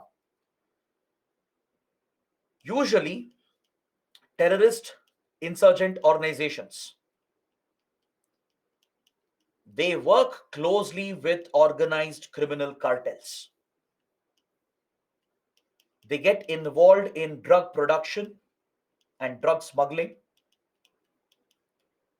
Naxals do this as well. In the forest areas where they control the region, they encourage the locals to grow opium. They cultivate opium and they smuggle this, they traffic this, which earns a lot of money to fund their operations. And also, terror and insurgent groups, they consume drugs, they use drugs to brainwash and indoctrinate the local youth. If they get new recruits, to radicalize them, to brainwash them, they have to desensitize them. So they get them addicted to drugs. Drug addiction is a huge problem, right? There is a direct link between drug addiction and radicalization. Many terrorist and insurgent outfits use this strategy in the Northeast as well, in Punjab, in Kashmir as well. They will hire the local youth, they'll recruit them. To further radicalize them and indoctrinate them and desensitize them, they'll make them drug addicts. Because drug addicts lose sensitivity, right? It plays with your mental and physical balance, and they become easy targets. They become like robots. It's easy to train them, brainwash them, and make them more brutal so that they can carry out attacks in their name. So they use the drugs for their own consumption as well, and they smuggle and traffic this by working with criminal cartels to raise funds. They could even tie up with arms traffickers, not only to source weapons for themselves, but also to smuggle weapons for a commission. They could smuggle drugs and weapons for other criminal gangs to get a commission in return, which will fund their operations. They resort to extortion. This is one of the biggest routes through which they are raising funds. They threaten the local industries, the businessmen, politicians. They act like criminal gangs. If they don't pay the extortion sum which they demand, the ransom, if they don't pay the ransom, they are going to kidnap them or kill them. So they will threaten local factories, the local business owners, local shops, right? They'll target the rich and the affluent. They'll target politicians. And many times they provide the services for hire. Just like criminal gangs, they'll try to settle real estate disputes. They'll work for one politician against the other. There have been cases in Jharkhand, in Bihar, in Chhattisgarh, where one politician who's standing for elections, he has hired Naxals, because they would have contacts. He has hired Naxals to threaten his political rival to not stand for elections. To ensure this guy wins the election, he has paid Naxals to threaten his rival, to threaten his opponent, to ensure that he doesn't stand for elections. This is nothing but pure extortion. This is criminal activity, like a criminal gang. So they raise weekly, monthly donations like this. They have to pay, or else they'll be threatened and targeted. So extortion is another route. So these are some of the primary sources of funding, and they do get some donations as well by sympathizers. There could be Naxal sympathizers, maybe in urban areas. There could be Naxalites who are influenced by the ideology, but they themselves will not get involved in the acts of terrorism. So what they do, they provide support through donations. They might provide legal support, support in the media. There could be sympathizers around the country who might be giving such support as well. So extortion, donations, commissions raised through organized crime, direct involvement in drug production, drug trafficking, and arms trafficking, These are the primary sources of Naxal funding. Their foreign contact has been very limited. They did have some contact with Chinese intelligence and Pakistan intelligence, but external support has been very limited. Please remember that. External support for Naxals has always been very, very limited. This is largely a domestic threat. It's primarily an internal threat. They did have contacts with LTTE of Sri Lanka. They had contacts with Northeast insurgent groups, with Lashkar-e-Toiba as well. But all the contacts have been very limited. It's not much of a threat. At one point, especially back in 60s and 70s, Chinese intelligence was known to sponsor the Maoist war. Pakistan's ISI also had contacts with them. It had got LET and the Maoists together to collaborate together. The Naxals were collaborating with the LTT in Sri Lanka and Northeast insurgents in Northeast India and Myanmar. So there have been those connections, but it's very limited. It's largely a domestic group operating inside the country. So apart from these financing routes, they are sourcing their weapons by directly buying from global arms traffickers. They work with these criminal gangs, organized criminal gangs. They use the money they raise to source some advanced weapons from abroad. This is one part of the weapons that they acquire. All right, but they don't have enough money to procure advanced weaponry, too high advanced weaponry. They do invest in satellite phones, in high advanced communication, encrypted communication, even in some assault rifles, rocket launchers, etc. So they'll give some money for this. They'll set aside some money for procuring advanced weaponry from these global transnational criminal networks. The biggest route is by looting police stations and police armory. They will target police stations and security camps, and they will loot weapons from the police and security forces. They will also loot weapons after attacks from our security personnel. Now, let's say they carried out an ambush attack. They have killed the troops, right? The weapons will be lying around. So they will steal those weapons. They loot and steal weapons from our own forces, from the armory, from the police stations, and following attacks. They steal the weapons from our own forces. That is a preferred tactic as well. Apart from that, they procure local country guns, which is very cheap and affordable. Since Naxals are not very well funded like other terror groups, they used only a small part of their funds for advanced weapons from arms trafficking cartels. But since they have very limited funds, they rely mainly on looting and stealing from our forces. And second, they procure some local country guns where there are illegal factories, gun factories in UP, in Bihar, and also in Nepal. See, in UP and Bihar, there are notorious criminal gangsters and criminal gangs, right? They often rely on these country weapons produced by illegal gun factories. If you guys have seen, let's say, gangs of Wasepur, Mirzapur, right, you would know what I'm talking about. So this is a major threat. There are criminal gangs involved in producing these illegal local country guns. They're very cheap. They're made by local craftsmen. Many times they misfire. They don't even function properly. But criminal gangs procure them, and even Naxals procure them because it's cheap and affordable. So there are many such factories present along the Nepal border and also in UP and Bihar. And this is another source. It's a cheap source for easy access to weapons. So this is something you should understand. What are their targets? What are their financing routes? And how are they sourcing their weapons? Because this is what India is targeting. The National Investigation Agency, the NIA, which is responsible for counterterrorism,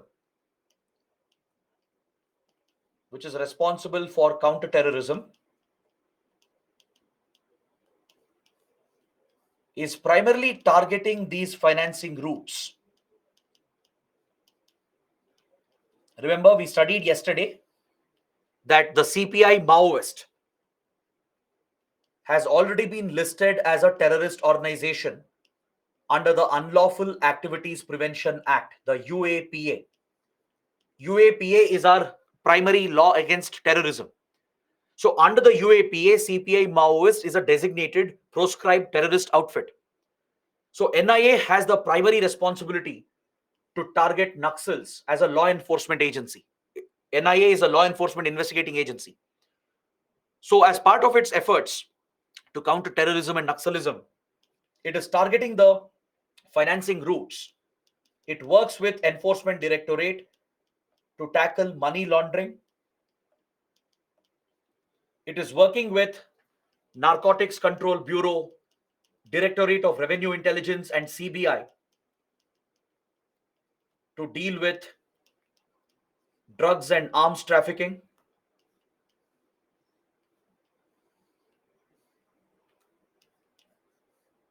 So all such proactive measures are being taken by our investigating and law enforcement agencies. The NIA works closely with other related agencies like ED, NCB, DRI, and CBI. And collectively, we are putting pressure on the finances of the Naxals. We are trying to break their financing routes. We are trying to prevent them accessing advanced weaponry. Plus, there is intelligence-led targeted operations being conducted by our forces on the ground. So it's a combination of all these efforts which is giving us success in our fight against Naxalism. Is that clear? So having this insight into our security operations is very, very important. In interviews, there can be detailed questions on this. Let's say if you're given IPS as your preference in the top three services, you can face questions on Naxalism, detailed questions on the strategies and tactics. So it's good to be aware of this. You can get a mains question as well, asking you to explain the security measures taken up. So if you're able to list this out, it's more than sufficient. Now let's take up the next topic, the Samadhan Doctrine. The Samadhan Doctrine. But do let me know if you want a break right now. Let me know in the comments. If you want to continue, I can continue for 15 minutes. We can wrap up the chapter. Or if you want a break, we'll take a break and come back and then finish this. Okay, majority wins. Most are saying, please continue. It's only another 10 minutes. Don't worry. 10 to 15 minutes max. We'll close this chapter completely. Then we'll take a 15 minutes break. The Samadhan Doctrine was adopted by the Home Ministry in 2017 to streamline the strategy to fight Naxalism. It's an acronym that has been coined by the Home Ministry. Every letter stands for something. The SAMADHAN. Each letter stands for one core strategy, which should be the priority for our security forces in tackling Naxalism. So this acronym was coined by the Home Ministry called the Samadhan Doctrine, which streamlines the strategy against Naxalism. It streamlines the security strategy against Naxalism. So the S stands for smart leadership. The center is expecting the state governments to display leadership at the state level, to take ownership of the fight against Naxals. Essentially, the Home Ministry is encouraging the state governments to take ownership of the anti-Naxal operations in their respective states. Meaning the states have to lead from the front. The state police and your state governments, they are being asked to lead from the front and display smart leadership in the anti-Naxal operations which are being conducted. And the center will give them all the support needed from behind. It will supplement their resources. It will provide additional troops, funds, weapons, equipment, and intelligence to back up the state forces. So S for smart leadership by the states, where they take ownership of anti-Naxal operations within their states. A for aggressive strategy. The security forces are being urged to be more aggressive and proactive in hunting the Naxal outfits. So they are urged to take up any measure required to modernize the forces to improve their capabilities. So this could include fortifying the police stations, procuring more helicopters, procuring advanced weaponry, adopting more aggressive tactics on the ground to target the Naxal groups. M for motivation and training. By now you have understood how important training and motivation can be, especially when you're countering insurgency and terrorism. Motivation and training is absolutely critical. So this is where Indian Army has been playing a big role in providing specialized training to our special forces. The Home Ministry is urging the states to focus on motivating the troops and giving them specialized training on the lines of greyhounds of Andhra Pradesh. Is that clear? Next, A for actionable intelligence, which we just studied. Intelligence, if it is real time, if it is actionable, you can carry out targeted operations. Because see, intelligence agencies like IB, NTRO, they receive a lot of inputs every day, thousands of inputs every day. Now they can't act on every input, correct? They have to thoroughly assess all the inputs coming in. They have to generate an assessment and see which of those inputs are actionable, on which you can act. Now, this intelligence has to be reliable. It should be verifiable as well. Basically, your human intelligence sources should match with the technical intelligence sources. That verification, background check has to be done. So, if your intelligence is actionable, meaning if you can act upon it in real time, that is when you can conduct targeted operations. Meaning you need specific information, not vague inputs.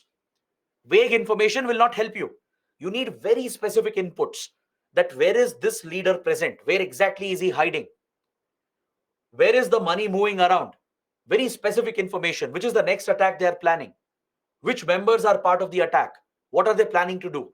Such specific information is needed in real time to carry out targeted operations. So A for actionable intelligence. Intelligence which can be acted upon.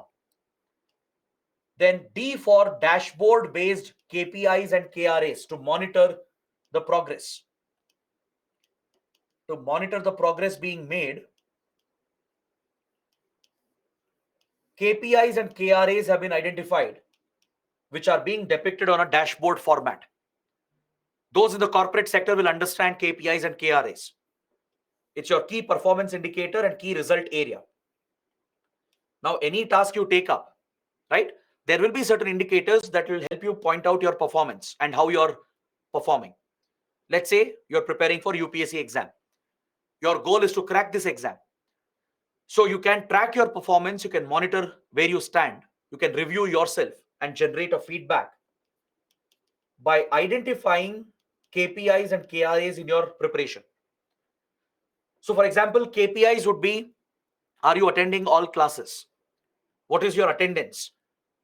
Are you completing the syllabus? Are you reading current affairs every day? Are you reading newspapers every day? Are you revising regularly? These are your KPIs. You keep a track of that on a day-to-day basis. You collect the data for each indicator and then measure this against the results. That is when you take up the practice tests, right? When you take up your weekly tests, your test series, that will give you the result, the outcomes. Are you able to score well? Are you able to write good answers? That becomes a result area. So based on your KPI and KRAs, you can track your performance. You can get to know where you stand. You can review your own preparation, and that is a valuable feedback based on which you can carry out a course correction in your preparation. So this is a management practice used in private industry, in the corporate world, and also in the government. Today, within government departments and ministries as well, KPIs and KRAs are being tracked, and the data is depicted in a dashboard format. Dashboard is nothing but when data is presented in a easily interpretable manner. Let's say you project all the data in the form of graphs, pie charts, or in the form of a table, right? You project it on a wall or a TV or a large LCD screen, right? So the moment you look at it, the data becomes very clear to you. So that is a dashboard. Like in your car as well, there is a dashboard behind your steering wheel, right? Your dashboard in your car is nothing but it's displaying the KPI and KRA of your car, right? Just by looking at the dashboard, you get to know what speed you're traveling at, what is the fuel level, what is the temperature, what is the torque, right? You figure out all these details just by looking, just one glance at dashboard, you get to know how your car is performing. If your battery has a problem, engine has a problem, that is shown on the dashboard. So that is the concept of a dashboard. You present all your KPIs and KRAs in a very easy manner through which you can easily understand the data. So this measure is being taken up to track the performance, to see where we stand, to monitor our progress. Then H for harnessing technology. Using high-end technology for better surveillance and more efficient operations. Using drones, satellites, radars and thermal imagers, GPS equipment. So all such advanced technology and weaponry and tools are being deployed for better surveillance and better effectiveness of the operations.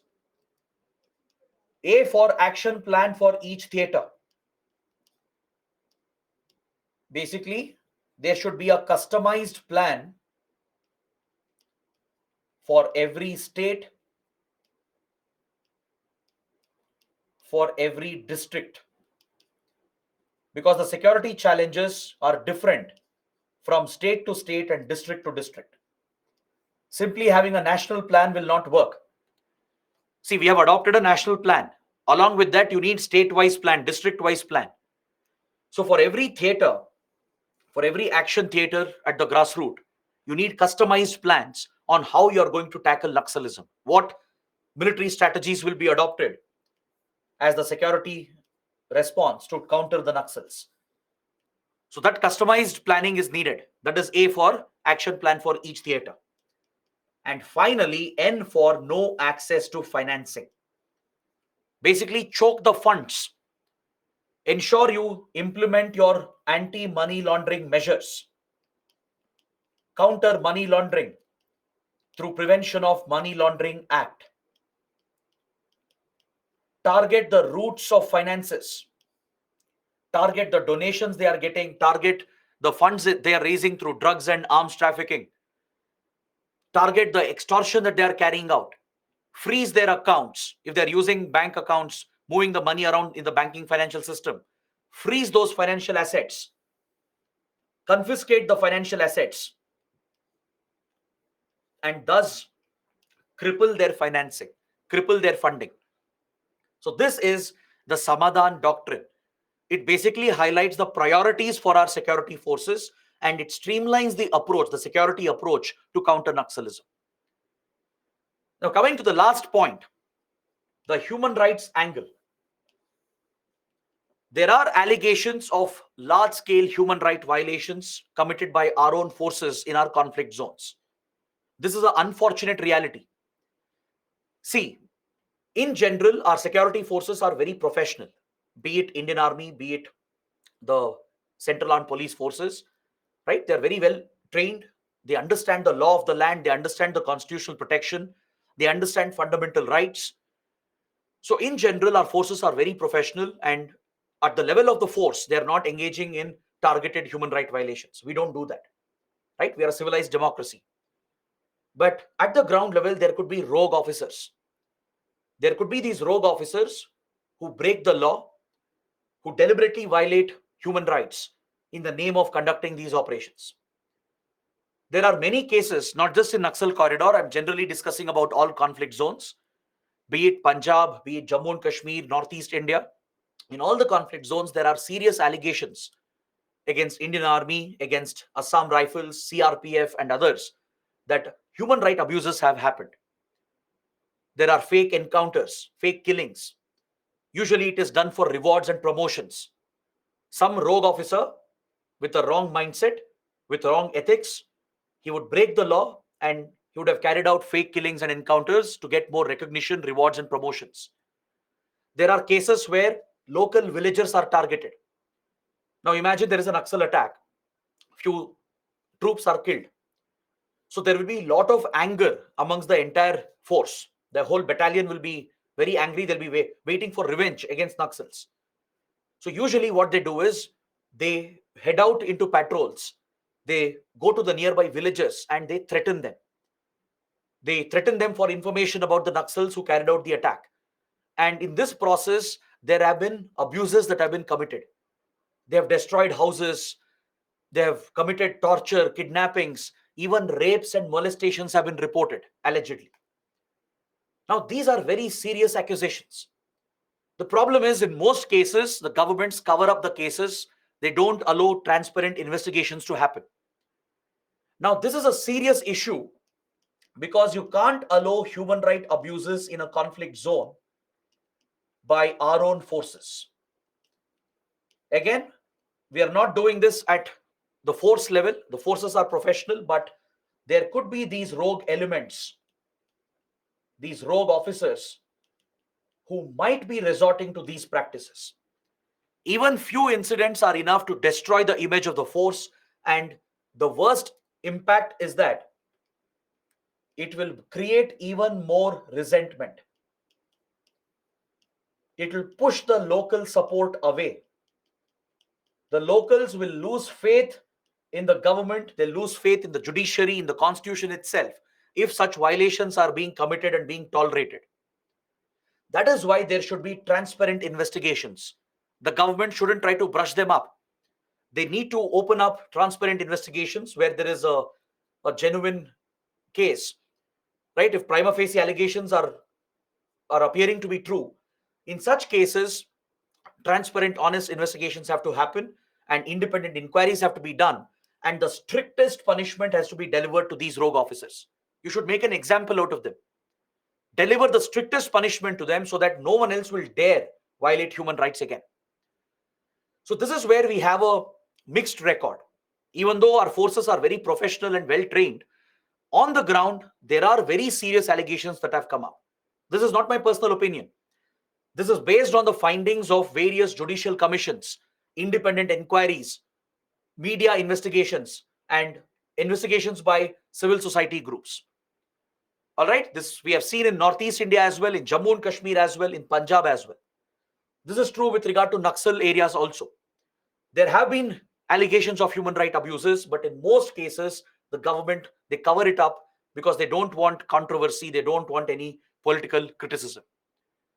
So this is something we need to address immediately, right? We need to improve our human rights record, ensure that we are more transparent, and we should deliver strict punishment to these guilty officers. But at the same time, let me provide you another side of the argument. Let's balance this argument. The security forces are operating in a very difficult, challenging situation. So they do need some kind of protection. Now, what if false cases are filed? What if the extremists get some support from locals and file false cases against our forces? Right? Every time if you open an investigation on fake encounters and rapes, etc., then our forces will lose their morale. They'll lose all motivation to fight this conflict. They're operating in a very difficult, challenging situation where every split second matters. They have to take such quick decisions. So sometimes there might be accidents which might happen. There might be collateral damage unintentionally. So for those incidents, you can't punish your forces. If you do that, then nobody will fight this war for the state. So the balance is necessary. There is the need for some degree of protection for our forces against false accusations. At the same time, we should have transparent mechanisms to investigate and inquire if there are prima facie allegations which appear to be true. We should ensure that justice is delivered and punishment is delivered to these rogue officers. That balance has to be found. That is what is needed as far as human rights issues are concerned. Now, in the Naxal area, there was one major controversy with regard to a private militia called Salva Judum. This is another related topic. A few years ago, in 2005, a local politician in Chhattisgarh, he had raised a private army. This local politician from Chhattisgarh is a very popular guy. He had established a private army called Salva Judum, which was later supported by the state government. The state police supported this private army that was consisting of Koya tribe commandos. The Koya tribe members, they were recruited into this private militia, into this private army, and they were given weapons in their hands. They were given a free hand to target Naxals. And for every Naxal they would kill or arrest, they would be rewarded for it. Essentially, the government itself, the police itself, they were placing weapons in the hands of a community. They were placing weapons in the hands of civilians. And they even gave them a designation. They started calling them Koya commandos. They gave them the rank of special police officers. And they would encourage them to target Naxals. For every Naxal they would kill or arrest, they would be rewarded for it. Now you might say, what's wrong in this? It's a great strategy. It will help the police forces to target Naxals. But let me tell you the problem here. In a democratic state, the government cannot raise and fund a private militia. Private armies like these, they are not trained. They don't understand fundamental rights. They don't understand human right abuses. They don't understand constitutional rights. And if you're giving them an incentive to kill, they might kill anyone and brand them a Naxal just to get the reward money. Or they might use the weapons and the authority to go kill their rivals. They might have a personal rivalry with someone. They'll go kill that guy and brand them a Naxal. And that is exactly what happened with Salwa Judum in Chhattisgarh. These so-called Koya commandos, right, who were backed by the ruling party, by the state police and the government, they were emboldened because they had weapons in their hand. They had blessings of the government and the police. They were given the ranks as well as special police officers. They felt that they are supreme. So they would go out and kill anyone and brand them a Naxal just to get the money, just to get the rewards. They would settle their personal rivalries. They would target members from other families, other tribes to settle personal rivalries and later brand them as Naxals to escape any punishment. This became a notorious practice in Chhattisgarh. Finally, a very popular human rights activist, Nandini Sundar, she filed a case at the Supreme Court challenging the constitutional validity of Salwa Judum. Is that clear? This is a historic case. The Supreme Court went into the details of Salwa Judum. It looked at the argument of the state government and the activists and finally concluded that Salwa Judum is illegal and unconstitutional. Without the right legal backing, without checks and balances, if state is sponsoring private militias like this, then that is blatantly unconstitutional. Because the right to take one's life under Article 21 lies only with the state. That too, if the procedure established by law is followed. Only the state has the power to take one's life under Article 21 after following the procedure established by law.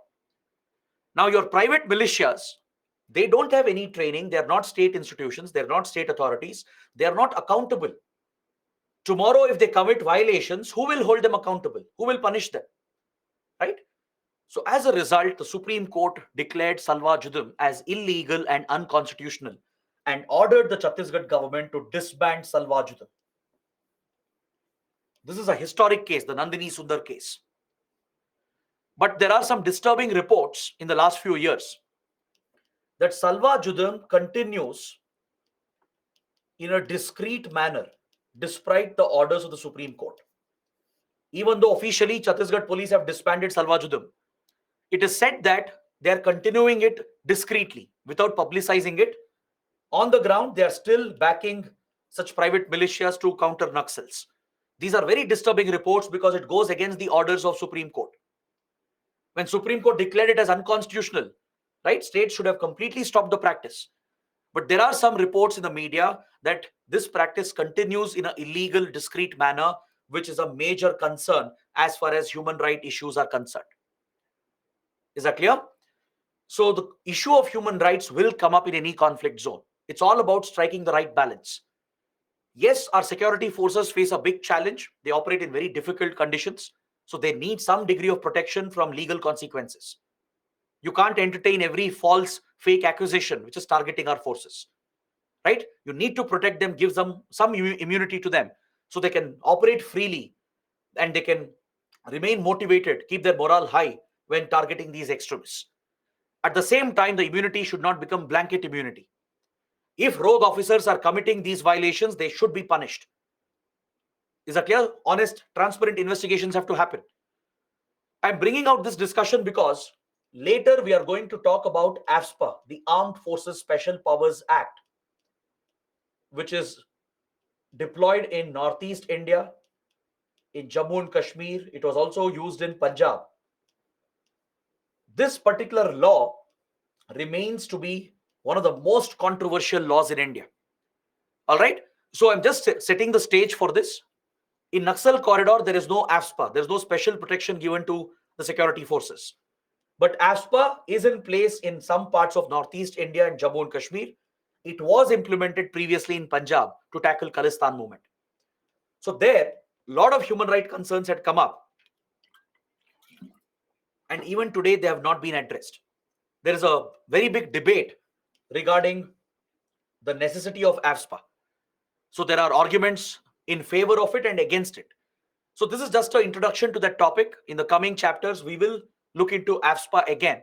We will look into human rights issues again when we discuss Khalistan movement, Jammu and Kashmir, and Northeast India.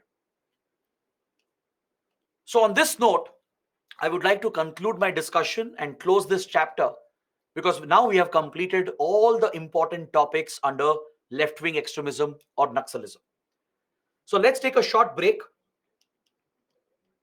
Let's take a break. Let's come back at 7:17 p.m. All right, approximately around 7:17, 7:20 p.m. Let's come back. We will look at your doubts and questions. I'll show you some previous questions as well. We'll look at some PYQs that have come from this chapter. This will help you in your answer writing and you can understand what kind of questions are being asked by UPSC. We'll do this in every chapter. Once we complete one big chapter, I'll show you some previous questions that have been asked in previous question papers. So let's do this and discuss all your doubts, and then I'll be starting with the next module, which focuses on terrorism. So see you back in 15 minutes. Let's say we'll come back at 7:20. It's almost 7:10. Let's come back at 7:20 and then we'll continue the discussion.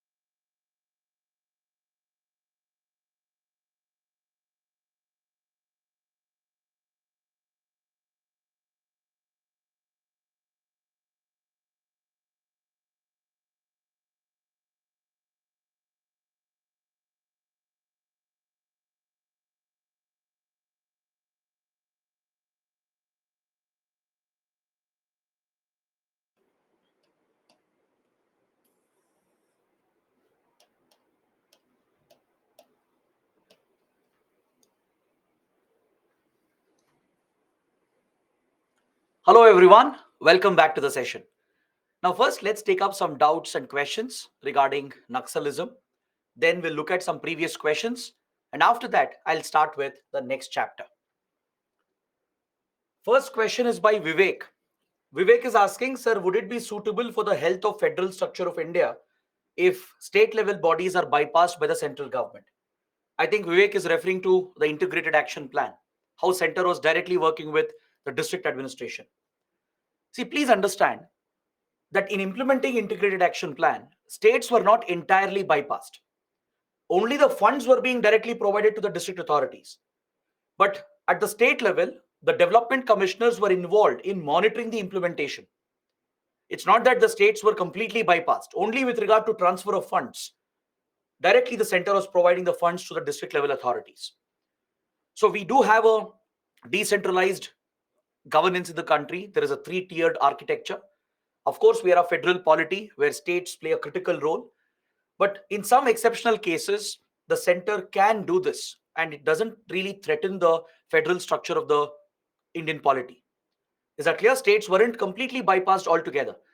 Only with regard to transfer of funds, more flexibility was given to district authorities so they can be more effective in implementing the welfare schemes.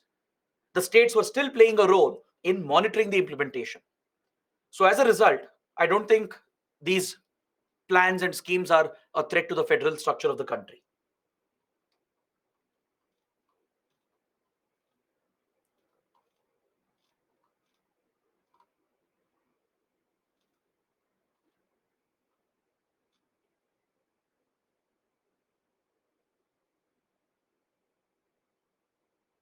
Femina is saying that, sir, there is a problem of digital divide in terms of spatial arrangement of telecom companies and internet service providers, as they're not providing any connectivity to the tribal hamlets.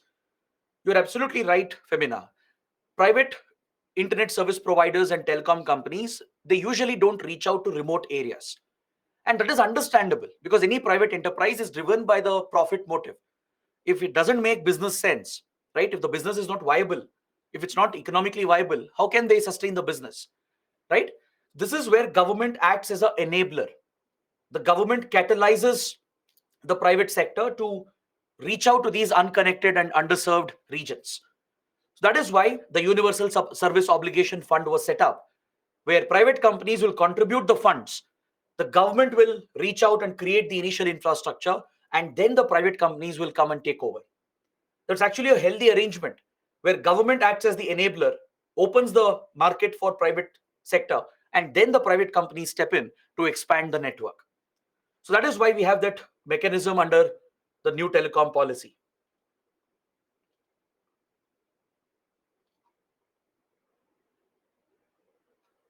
Atharv is mentioning the Vibrant Village program by Ministry of Home Affairs. We will discuss that at a later point, right? Not right now.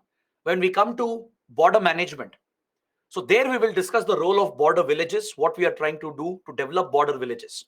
Recently, there is a program, a development program launched by the Home Ministry called the Vibrant Villages Program. It's specifically for villages present along the Chinese border. So we will study that, but under border management. Next, a student is asking, so we often hear about urban Naxals. Please explain. See, I get this question in every class. Whenever we discuss Naxalism, students ask, who are urban Naxals or what is urban Naxalism? First of all, let me tell you, there is no official designation used by the government as urban Naxals. This is largely a political propaganda that exists.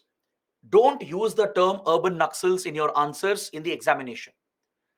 There are sympathizers, Naxal sympathizers are there. Yes, in cities or in other parts of the country, there could be sympathizers of Naxalism who might be giving donations to them, who might be giving logistical support and legal support to Naxals. We just call them Naxal sympathizers. That is the official designation of the Home Ministry as well. The term urban Naxals is largely used on social media, especially if you political elements, they're using it to target the critics of the government. Now, anyone who criticizes the government is branded an urban Naxal. It's a very derogatory term. The government itself has said, we don't have any designation officially known as urban Naxals. So don't use the term. It is a derogatory political term. It's a political propaganda where few political elements are targeting the critics of the government by branding everyone as a urban Naxal. Every journalist, every critic, every thinker and intellectual is branded as a urban Naxal. This is a derogatory term, largely on social media. It's part of the propaganda. So don't use the term. Government itself has said that we don't designate anyone as a urban Naxal. Officially, it is not done. So it's not acceptable to use the term. You can just say that there are Naxal sympathizers across the country. Maybe in Indian cities, there are Naxal sympathizers. Maybe there could be some intellectuals, some civil society activists, journalists who might be sympathizing with Naxal ideology and working for them and helping them. So they will be targeted. They will be targeted as extremists.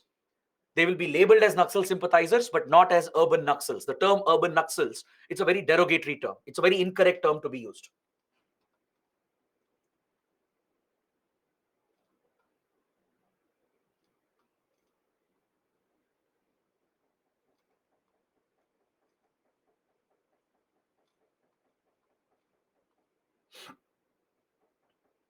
NTRO full form, National Technical Research Organization.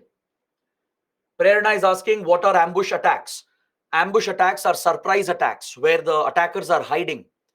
They attract or invite the security forces to a location where they would have assembled around it. They would have hidden around that location and they launch a sudden surprise attack, a guerrilla attack against the forces which are coming in. So that kind of surprise attack is called an ambush attack.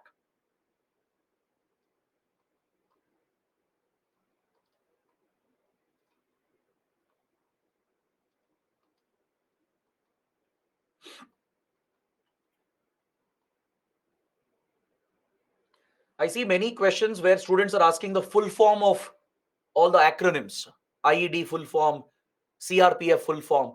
Don't ask such questions. It's a waste of your time and my time. First of all, I'm mentioning the full form as well when we are discussing. And second, let's say you miss it. You can always Google that. That's not a question you should be asking in class. Prem says, sir, Naxals are helping poor people. Why should we target them? They're helping many poor people. No, not at all. Naxals are serving their own agenda, their own selfish political agenda. Even if they're giving some help to locals, right? That is not a justification for the violence they're carrying out. They can't be spared just because they might be giving some help here and there, but committing atrocities and committing terrorism against the Indian state. That's why I told you yesterday, Naxal ideology cannot be tolerated, right? So even if they are helping, even if I assume that they are giving some help to local people and poor people, that is not a justification for the terrorism that they are carrying out. So Naxals are extremists, they are insurgents. We have classified them as a terrorist organization and they should be targeted because they pose a threat to the integrity of the nation, the sovereignty of the nation.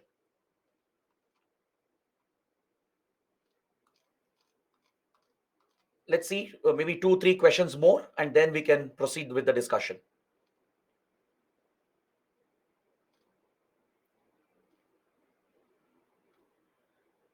Femina is asking, is Veerappan a Naxal? No, not at all. Veerappan was a dacoit, a bandit. Dacoits or bandits, they are like robbers. He was a hunter. Veerappan was a hunter, poacher. He used to steal forest resources, right? So Veerappan was not a Naxal.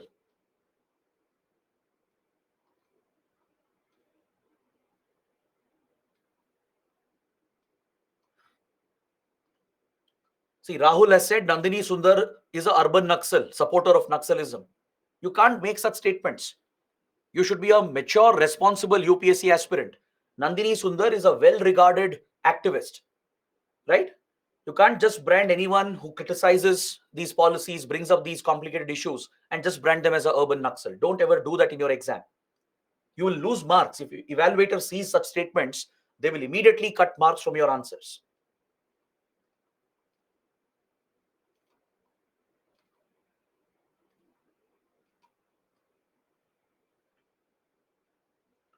Pooja is asking, who purchases drugs from Naxals?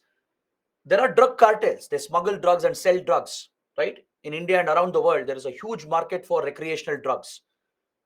So they sell it to these criminal cartels and gangs that proliferate drugs and they sell it to the youth. So that's a big way of raising finances for these extremist activities.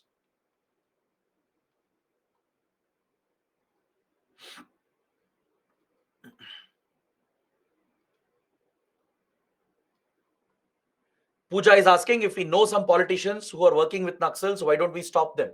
Security forces, they do. If police or investigating agencies like NIA, if they see that if a politician is working with Naxals and enabling them, they will target them as well. There are politicians who have been arrested for supporting Naxals. So such cases also have happened in the past.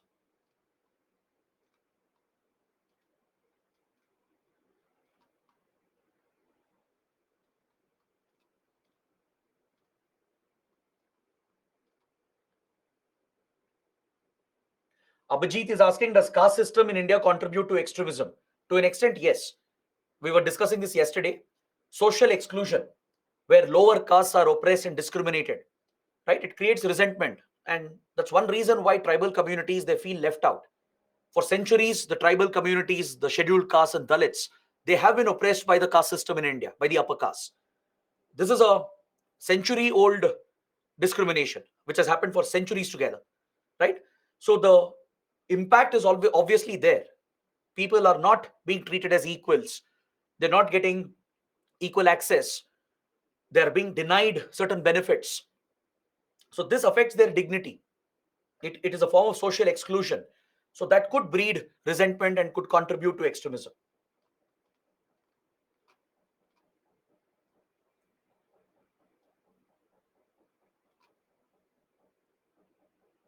All right. So guys, these were the questions. I've tried answering as many as possible. Now let's look at 2 or 3 main questions that have been asked from this chapter. This will give you a better idea on what kind of questions UPSC will ask. Please look at this question from 2013. This was the first mains paper with the new syllabus and new format. In 2013 is when the syllabus was updated and all these new subjects were added. So we got this question on Article 244 of the Indian Constitution. The question says Article 244 relates to administration of scheduled areas and tribal areas. Analyze the impact of non-implementation of the provisions of 5th schedule on the growth of left-wing extremism. Now, when you read this question, you might think that we didn't cover this at all. We didn't discuss this topic at all. We have actually covered it, but you need to link this with polity. In polity, you would have studied about the 5th schedule, right? You would have studied about Article 244. This contains special provisions for scheduled areas. Tribal areas in few states are designated as scheduled areas by the President of India, and special administrative provisions are given where the governor of the state enjoys few special discretionary powers to look after the welfare and development of the tribal community. So we were discussing this when we covered the factors that gave rise to Naxalism. One of the causes which led to the rise of Maoism was the neglect of tribal welfare in the country. Didn't we discuss many points on how tribals have been excluded, how various laws and policies and projects of the government have affected the tribal population in the country, like environmental laws, for example, forest conservation laws. They have uprooted the tribal communities. They've lost their homeland. They've been pushed out of their forest areas. They've lost their livelihood because they no longer can access their traditional forest rights. That's why the Forest Rights Act was brought out in 2006. The Forest Rights Act accorded these rights to the forest dwelling communities. But despite these constitutional provisions and legal provisions, there is a failure in implementation. Article 244 and 5th schedule, they provide specific provisions for tribal welfare in the scheduled areas. But in terms of implementation, there is a failure. There is a gap in governance. Enough hasn't been done. Not much has been done for improving the standard of living for tribal communities in the country. So that is what you should focus upon. So in any question, read the question carefully and understand how many parts are there in the question.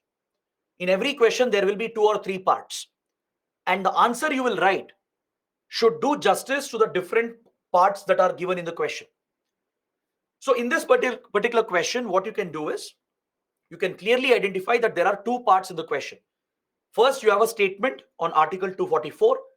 Second, you are being asked to analyze the impact of non-implementation of the provisions and how it has contributed to rise of left-wing extremism. So 2 separate questions are there here. So in the introduction, you can directly start with Article 244. You have to bring your polity knowledge, briefly explain in the introduction what is Article 244, what is 5th schedule. In few lines, in 4 to 5 lines, explain how it provides special provisions for tribal areas to provide for tribal welfare. Once you do that in the introduction, in the body, highlight the importance of these constitutional provisions for tribal well-being, and then discuss the failure of its implementation. Discuss the issues in its implementation. Even though scheduled areas are recognized, several tribal welfare schemes are not properly enforced and implemented. Tribal rights have been affected by various laws and policies and projects. Large public projects have led to land acquisition, displacement of tribal community. Tribal land has been sold to non-tribal people. So tribal rights, their well-being has been compromised. Give some specific examples. Like the Niyamgiri example we discussed, the Dongriya Kond example, or any other example you're aware of. Use that to justify your answer, to show how 5th schedule provisions have not been well implemented. So this leads to lack of development, lack of governance in the tribal areas, and it has been a factor in driving resentment against the state. The complete displacement of the people, the upliftment of their livelihood, has created resentment which has been exploited by Naxals, and it has contributed to the rise of left-wing extremism. So present this argument in the body, and in the conclusion, provide a way forward. Suggest what can be done. What is a solution for better implementation of 5th schedule? You can give the example of integrated action plan. How integrated action plan focused on better implementation of 5th schedule, Forest Rights Act and PESA Act. Highlight the importance of decentralized governance, giving more rights to the tribal communities. Suggest these measures in the conclusion, and that will complete your answer. Is that clear? Then look at this question from 2015. The persisting drives of the government for development of large industries in backward areas have resulted in isolating the tribal population and the farmers who face multiple displacements. That is one statement. That is the first part of your question. With Malkangiri Naxalbari foci, discuss the corrective strategies needed to win the left-wing extremism doctrine affected citizens back into the mainstream of social and economic growth. Now, on the face of it, this question might seem to be complicated. But trust me, if you understand what's being asked, it's very simple, and it's many ways similar to the previous question.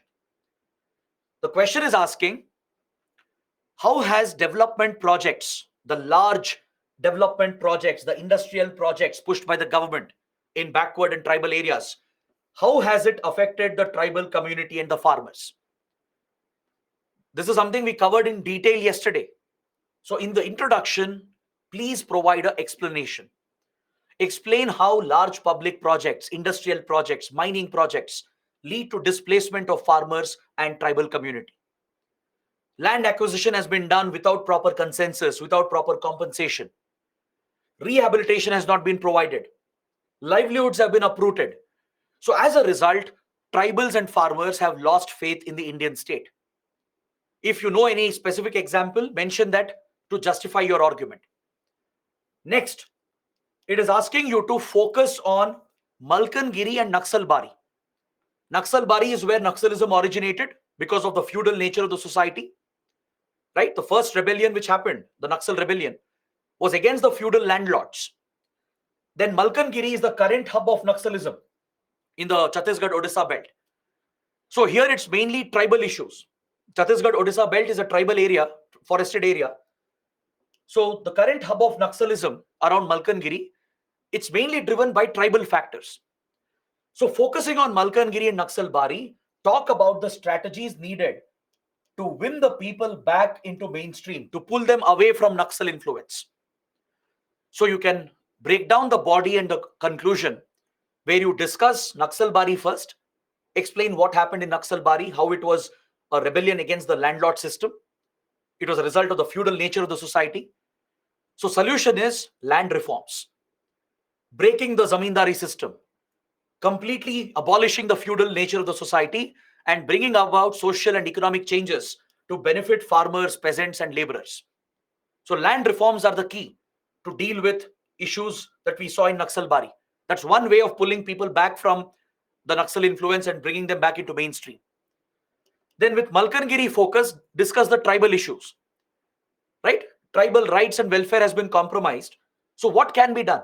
How can you provide better welfare and better rights for tribal communities? Suggest those measures and conclude your answer. So it is all similar. It's all something we have already covered and discussed. It's about organizing your opinion, organizing your thoughts, and presenting it in a logical manner. If you see my approach, what I'm mentioning and discussing, there is a certain flow to the answer. There is a certain logic. We are not writing random points. Now, I'll not write about features of Maoism. I'll not unnecessarily explain what are the financing routes of Naxalism, what are the Naxal attacks that have happened. So that is unnecessary information which the question is not asking. So never waste your time, never waste your word limit in writing what is not needed. Please address the question which has been asked. See, all of us will have a lot of knowledge and information. Doesn't mean you simply dump everything. Even though it is correct, you'll not get marks unless and until you're doing justice to the question. Right? Now, in the first question, if I write about origin of Naxalism, origin of Maoism, even though your points are correct, you will not get a single mark for that. Because first question is not asking about Maoism. It's not asking where Naxalism started or what is Maoism. It's asking about fifth schedule, its failure, and how it contributed to Naxalism.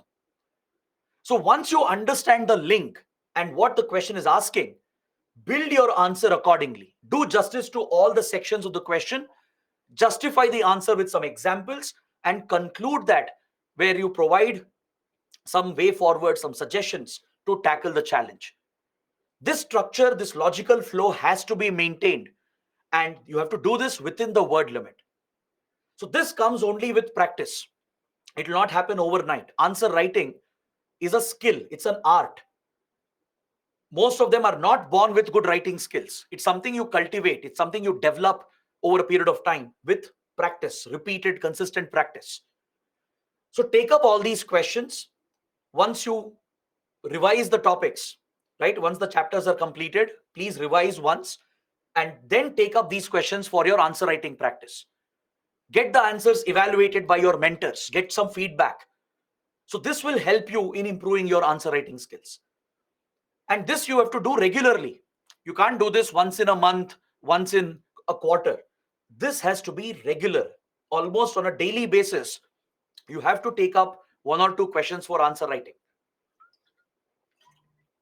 From whatever you have studied in a day, let's say you attended internal security class, you have covered some current affairs, and maybe you have read some other subject, let's say polity or history. Before you go to bed in the night, keep aside 15 minutes. Take up two questions, 7.5 minutes per question, and write an answer to it. The question should be related to what you have studied. Don't take some random question. If you have read polity and internal security, don't take question from economy. Take a question from what you have studied, from the topics you have covered in that day. It will only take 15 minutes. You'll get 7.5 minutes per question in your mains. All right, 7.5 for your 10-mark question and around 11 minutes for your 15 marks question. That's what you get in your mains exam. So treat it like an actual exam environment. After you have studied everything, you're about to sleep, you're about to hit the bed. Just 15 minutes, sit, take two questions on what you have studied in that day and write an answer to it. Don't be hesitant. Initially, nobody will write good answers, right? It comes with consistent practice, months of practice. It will take 3-4 months to improve your answer writing skills. Do this regularly, and then you will see a difference. Trust me, you'll thank me later. You have to do this every day. Every day, 15 minutes at the end, before you hit the bed, 2 questions from what you have studied. Write an answer, then hit the bed. Whenever possible, get it corrected, evaluated, get a feedback, and see where you will stand 3 months later. Is that clear? So this is what I wanted to mention. Now let's proceed with the next chapter. We'll be starting with a very, very important chapter. We'll focus on terrorism, especially state-sponsored terrorism and covert proxy wars. We will focus on religious fundamentalism. How religious fundamentalism has contributed to terrorism against India. How few foreign countries, hostile countries, have sponsored these fundamentalist terrorist organizations against us as part of their covert proxy war against India. This is what we are going to study in this chapter. Is that clear? We'll be dealing with topics like religious fundamentalism, that is terror groups based on radical religious ideology. We'll be looking at right-wing extremism, essentially. We covered left-wing extremism, which is Naxalism or Maoism. Now we'll move towards right-wing extremism, where radical religion serves as an inspiration for terror activities. And this has been encouraged and nurtured by certain state actors like Pakistan, China, and others. They use terrorism as a tool to destabilize India by launching these covert proxy wars. So that is the focus of this chapter, and we will start with some basic introductory concepts. I want to cover a few basics before we look at Khalistan movement and Jammu and Kashmir. In this chapter, my focus is mainly on Jammu and Kashmir and Khalistan movement and also the global terrorism scenario. We'll also discuss what India is doing to counter terrorism. But before we get into the core topics, let's cover some basics today.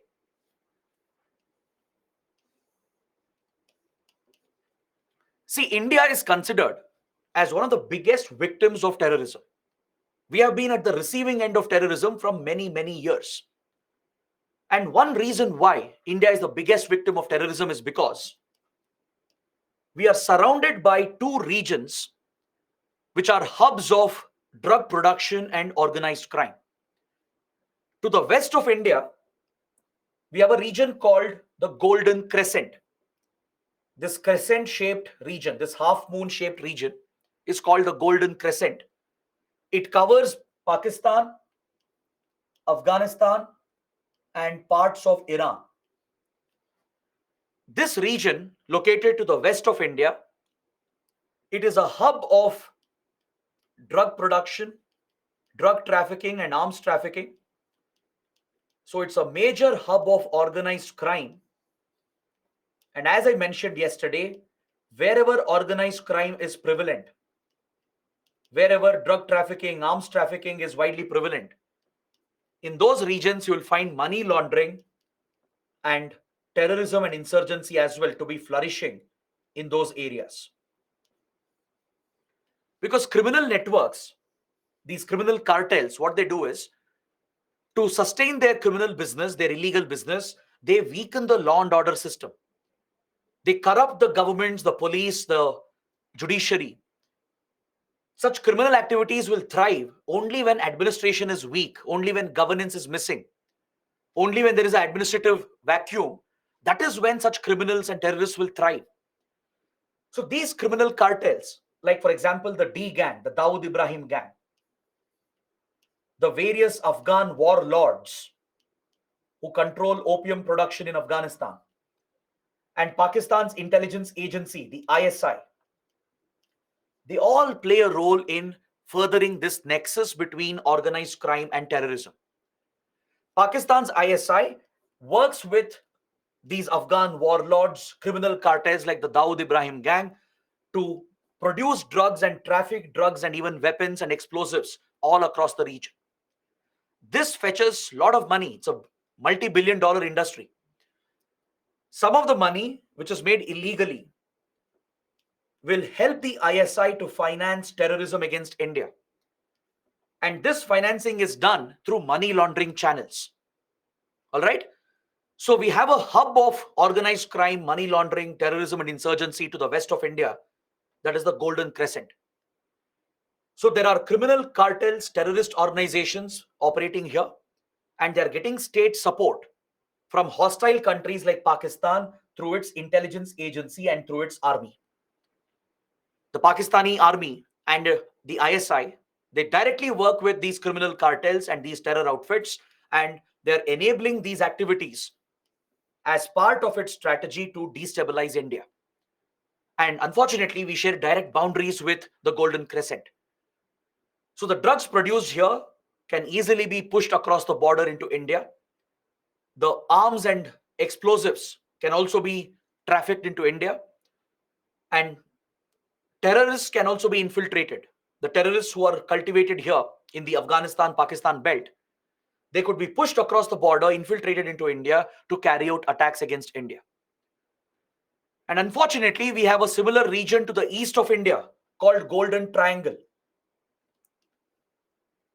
We are sandwiched, we are literally sandwiched between two such hubs of crime and terrorism. One is Golden Crescent to the west, and a similar region to the east, which is Golden Triangle. This covers Myanmar, Thailand, and Laos. At the tri-junction of Myanmar, Thailand, and Laos, you have another major drug and arms production and trafficking hub. There are many terror and insurgent groups that operate here. Money laundering and even cyber crimes and even human trafficking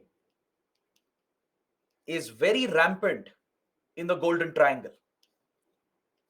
All these are criminal activities which are run by organized gangs, organized criminal cartels. They work closely with terrorists and insurgents to smuggle and traffic the drugs and weapons, and they both support each other. They work together. So Northeast insurgents who target India, they have found a safe haven in Southeast Asia, in Myanmar especially. So across the border, they are easily sourcing drugs and weapons, raising funds for their terrorist activities against India, and they even have state support from countries like China, which has been sponsoring Northeast insurgency against India.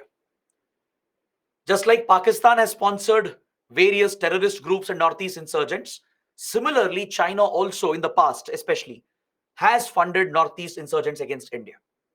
Even today, Indian intelligence agencies, they believe that few Northeast insurgent groups are still funded and supported by China through Myanmar. So since India is sandwiched between two major hubs, we are one of the biggest victims of terrorism. So this helps you understand the connection between organized crime, money laundering, and terrorism and insurgency. Is that clear? Another global hub of drug production and crime is this region. Colombia and Mexico. This is another major hub of drug production, weapons trafficking, and gun violence related to these drug cartels. I'm sure many of you would have heard about Pablo Escobar and other top drug mafias, right? You would have heard about the Colombian drug cartels, the Mexican cartels. You would have seen many documentaries and web series as well, like Narcos and others. They depict the real situation here in Colombia and Mexico. It's another major hub of drug production. These drug cartels, there are different mafias which operate. They often fight with each other. They target the government as well. They use weapons to commit violence. They essentially engage in narco terrorism. Narco terrorism is violence and terrorism that is fueled by narcotics. Even in Afghanistan, Pakistan belt, we witness narco terrorism, where terrorism is directly connected with narcotics production, right? So these are the major hubs of drug production, arms trafficking, and there is this direct connection with terrorism and money laundering. So that is why India becomes so vulnerable, because we are located in a very difficult geopolitical landscape. We can't escape this. This is our geography. You can't change geography entirely, right? This is the neighborhood we are blessed with. To the west and east, we have very problematic regions, and these challenges, they spill over the border into India, causing the destabilization of our country. So in this chapter, we will understand more about the connections between state agencies like the ISI, Chinese intelligence, how these state actors are sponsoring non-state actors like criminal groups and terrorist groups to launch covert wars, proxy wars against India. That is the focus of this chapter. So we will learn about the Khalistan movement in Punjab and abroad. We will learn about the separatist movement in Jammu and Kashmir, which has given rise to insurgency and terrorism. So this will be the focus of our discussion. State-sponsored terrorism, covert proxy wars, and religious fundamentalism and its links with terrorism. So before I start with Khalistan movement, maybe we'll do that next week, Monday when we meet again. That's when we'll discuss Khalistan movement and Jammu and Kashmir. But before that, let's cover a few more basics today. We still have another 35 minutes left. So let's try to complete some more basic concepts. And in the next class, we can finish Khalistan movement and Jammu and Kashmir.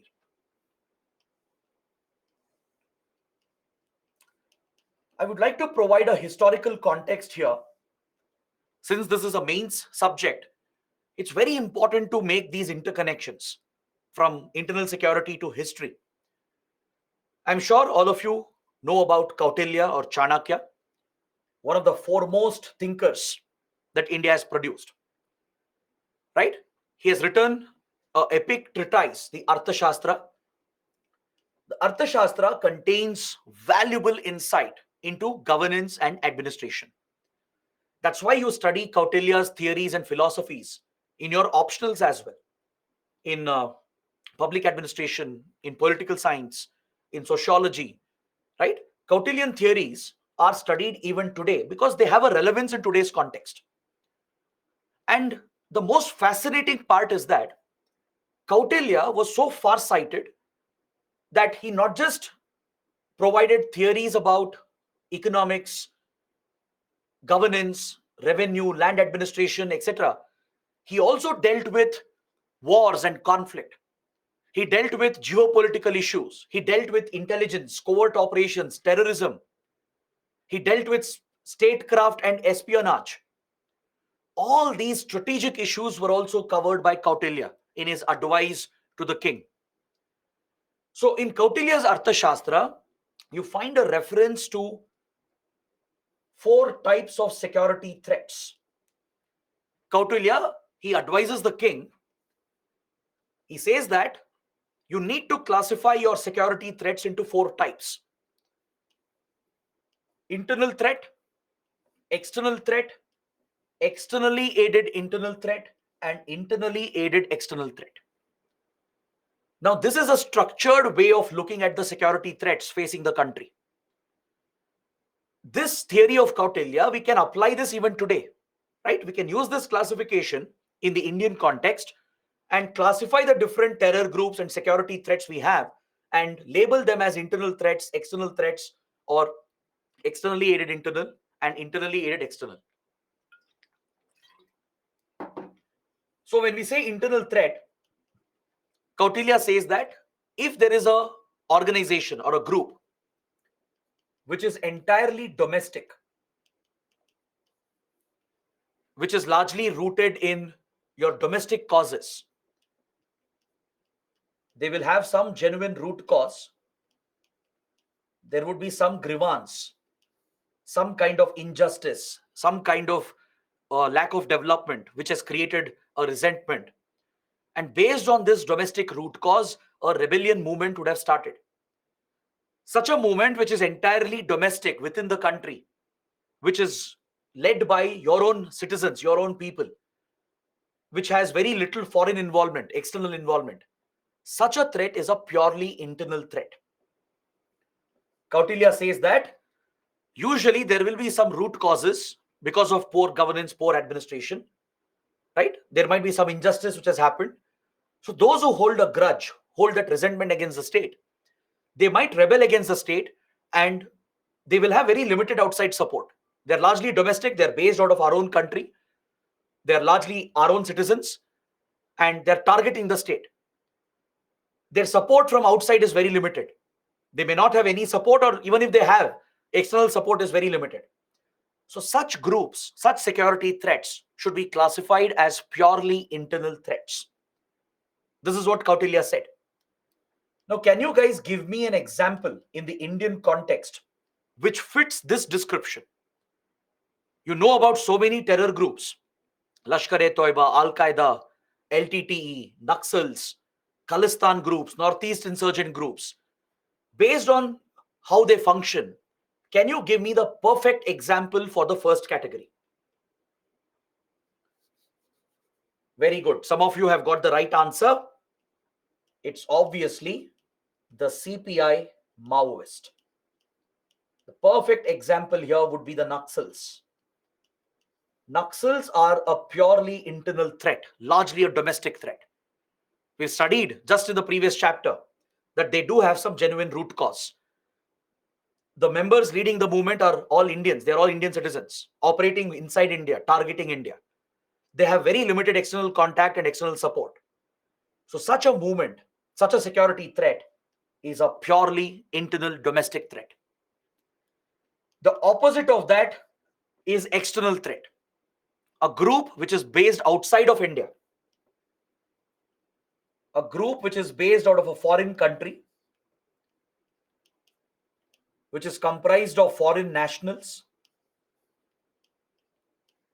and even the attacks it will carry out will be abroad.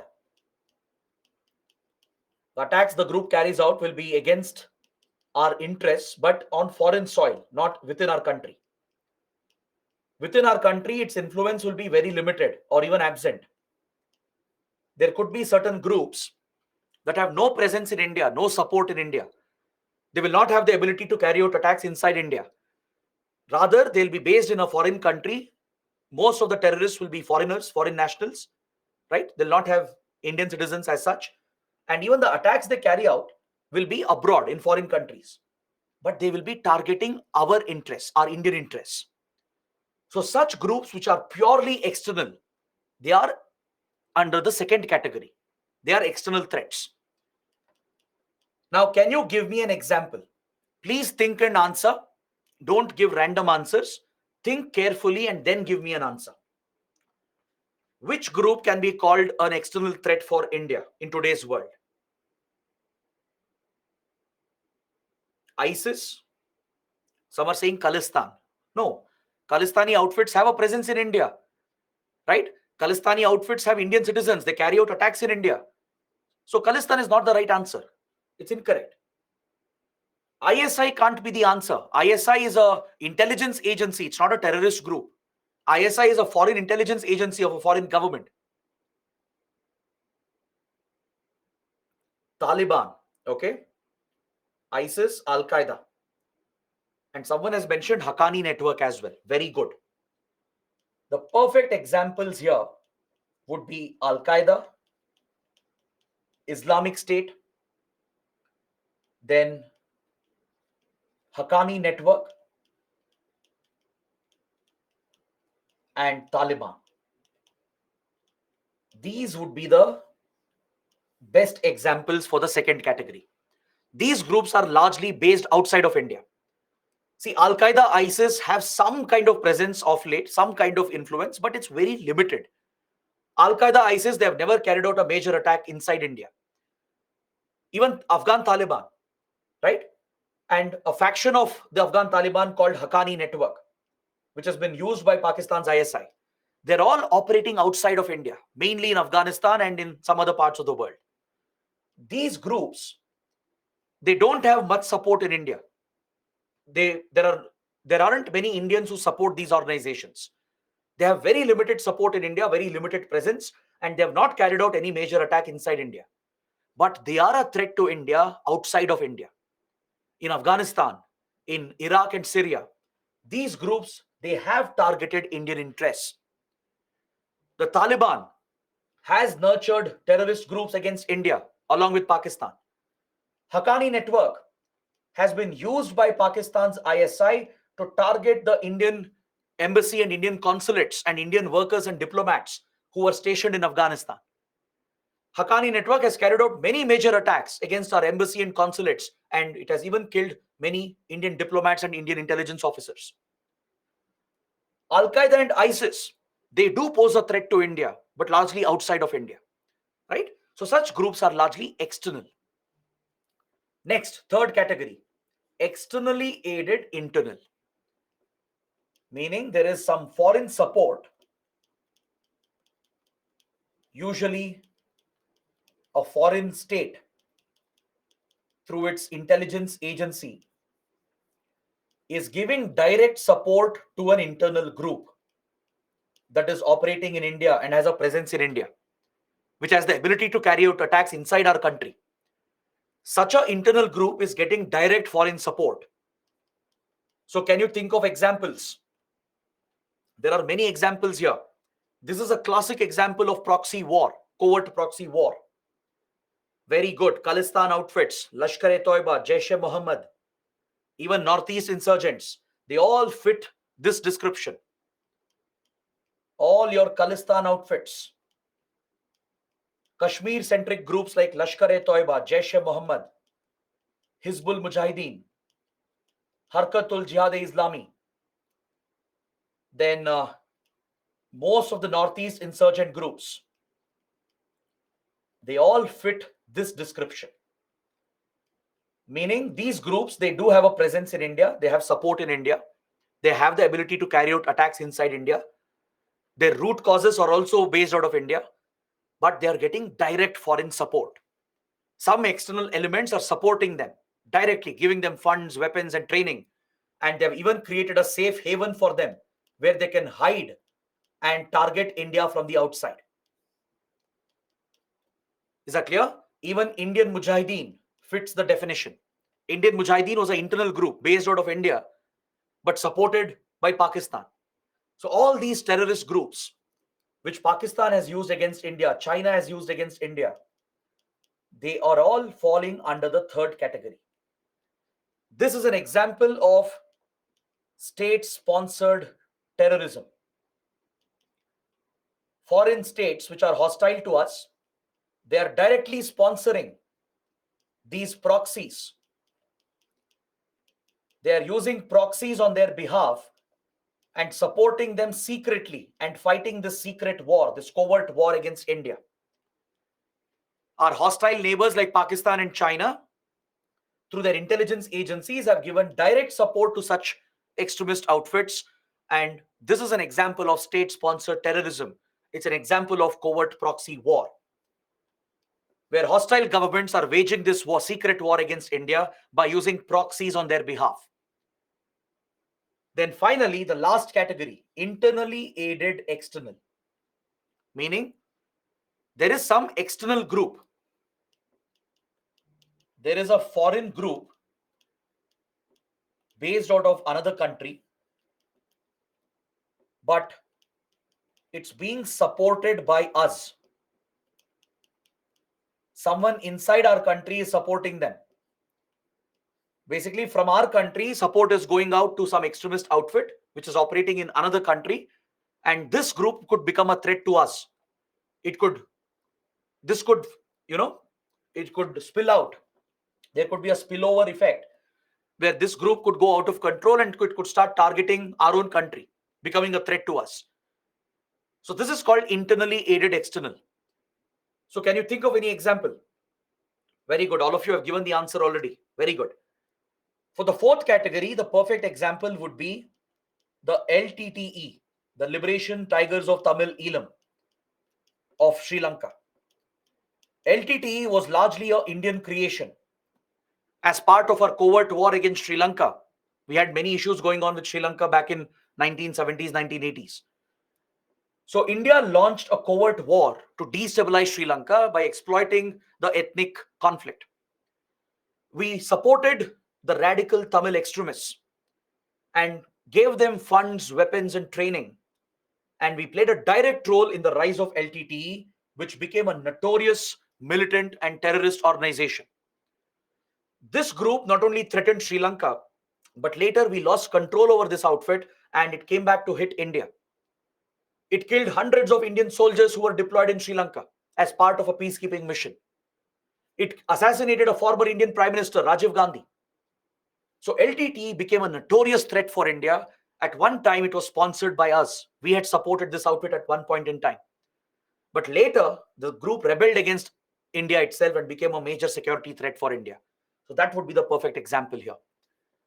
So classifying your threats like this in a structured manner will help in assessing the threat, in understanding the threat. According to Kautilya, the biggest of all the threats is the internal threat. And he is not wrong. Kautilya's theory is that internal threat is your biggest threat. The enemy within is the biggest enemy. Because whenever there is some external element involved, you can deal with it. You can cut off the external element. Right? You can tackle that external support. You can take up measures, improve your security, your intelligence. You can punish the sponsoring countries and sponsoring elements. And you can try to cut off and limit the external support. But in case of a purely internal threat, there is a genuine root cause. This is a homegrown domestic movement.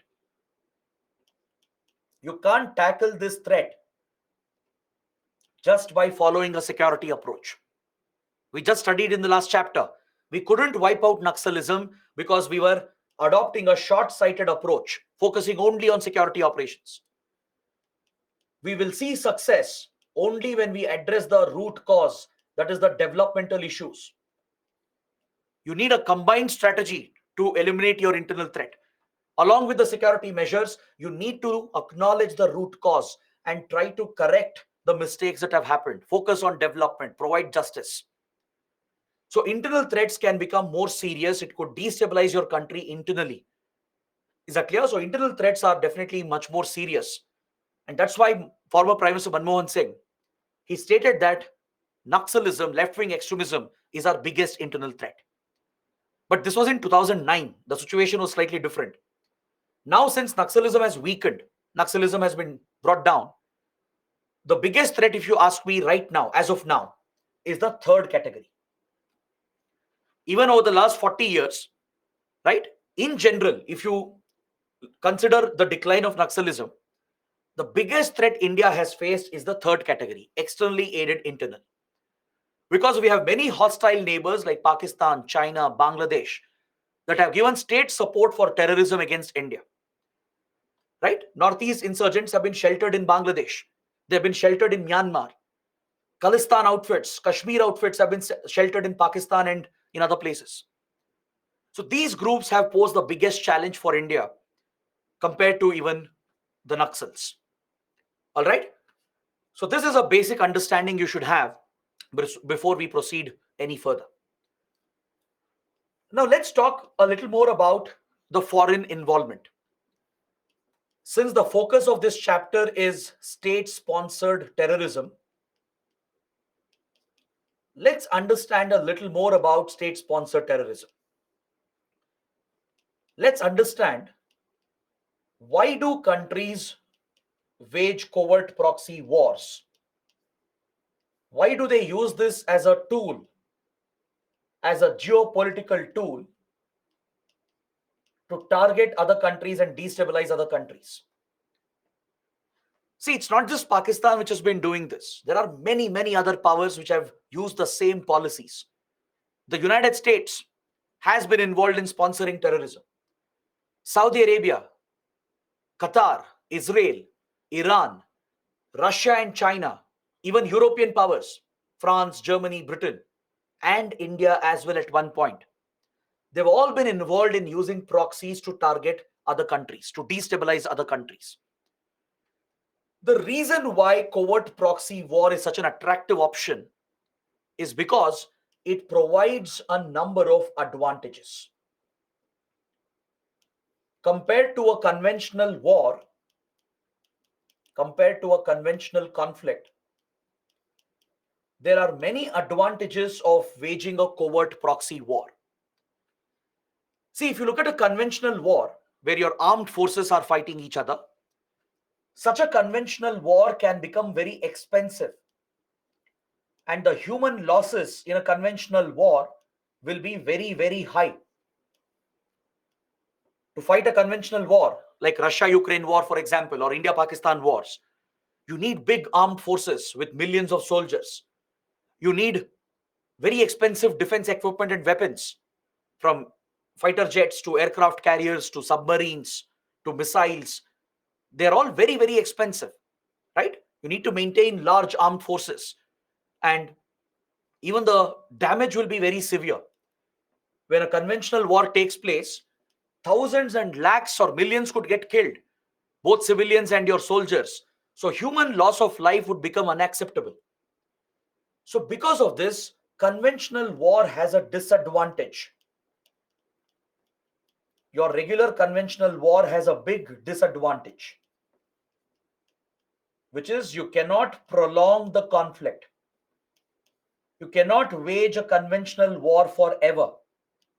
Since the money required is way too high, the human losses is also unacceptable. You cannot prolong such a conflict beyond a certain point in time. Even US, which got into conventional conflicts in Vietnam, in Afghanistan, suffered losses eventually and retreated from these conflicts. Russia is suffering the same. Look at how the Ukraine war has hit a stalemate. Russia can't sustain this war forever, right? So conventional wars are very painful. They are time consuming. It takes more money, more human lives. And as a result, you can't continue and prolong this conflict. You can't achieve your objectives. It's very difficult to achieve your objectives. Whereas the advantages which are not present in a conventional war, they are present in a covert proxy war. A covert proxy war is a secret war. Covert means secret. Through secretive methods, state agencies will support non-state actors. Intelligence agencies, they specialize in these covert operations. They know how to operate secretly. They know how to hide the links with these extremist terrorist organizations. Without revealing the direct links between state and non-state actors, these state agencies can use proxies. They can use them as a geopolitical tool in the secret war to target their country, their rival country, to destabilize their rival countries. Instead of directly getting into a conflict, into a direct confrontation, proxies are being used to wage this war. Someone else is being used on their behalf. So non-state terrorist organizations are used. Is that clear? Or other non-state actors, maybe even NGOs or private companies or media outlets can also be used. So any non-state entity, if it's being used as a proxy by a state agency to target our country, that becomes a covert proxy war. The biggest advantage of a covert proxy war is that it is cheap. In terms of money, the cost of a covert war is affordable. You don't need billions and billions of dollars like a conventional war. Just few $1 million is enough, right? You need to provide basic training, some basic supports, basic weapons, and you can continue this war. The human cost is also manageable. It's only few dispensable terrorists whose lives can be dispensed, right? You'll not face a significant loss of life, which is seen in a conventional conflict.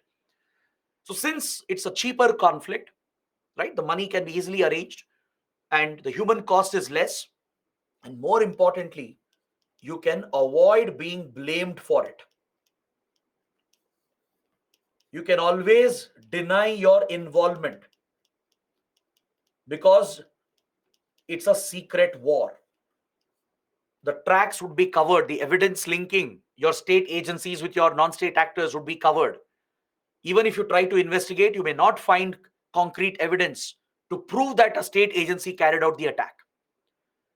So you can keep denying your involvement. You can avoid all the blame.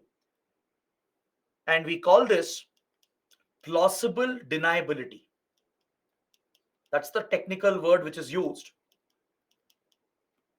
It means you can plausibly deny your involvement in the attack.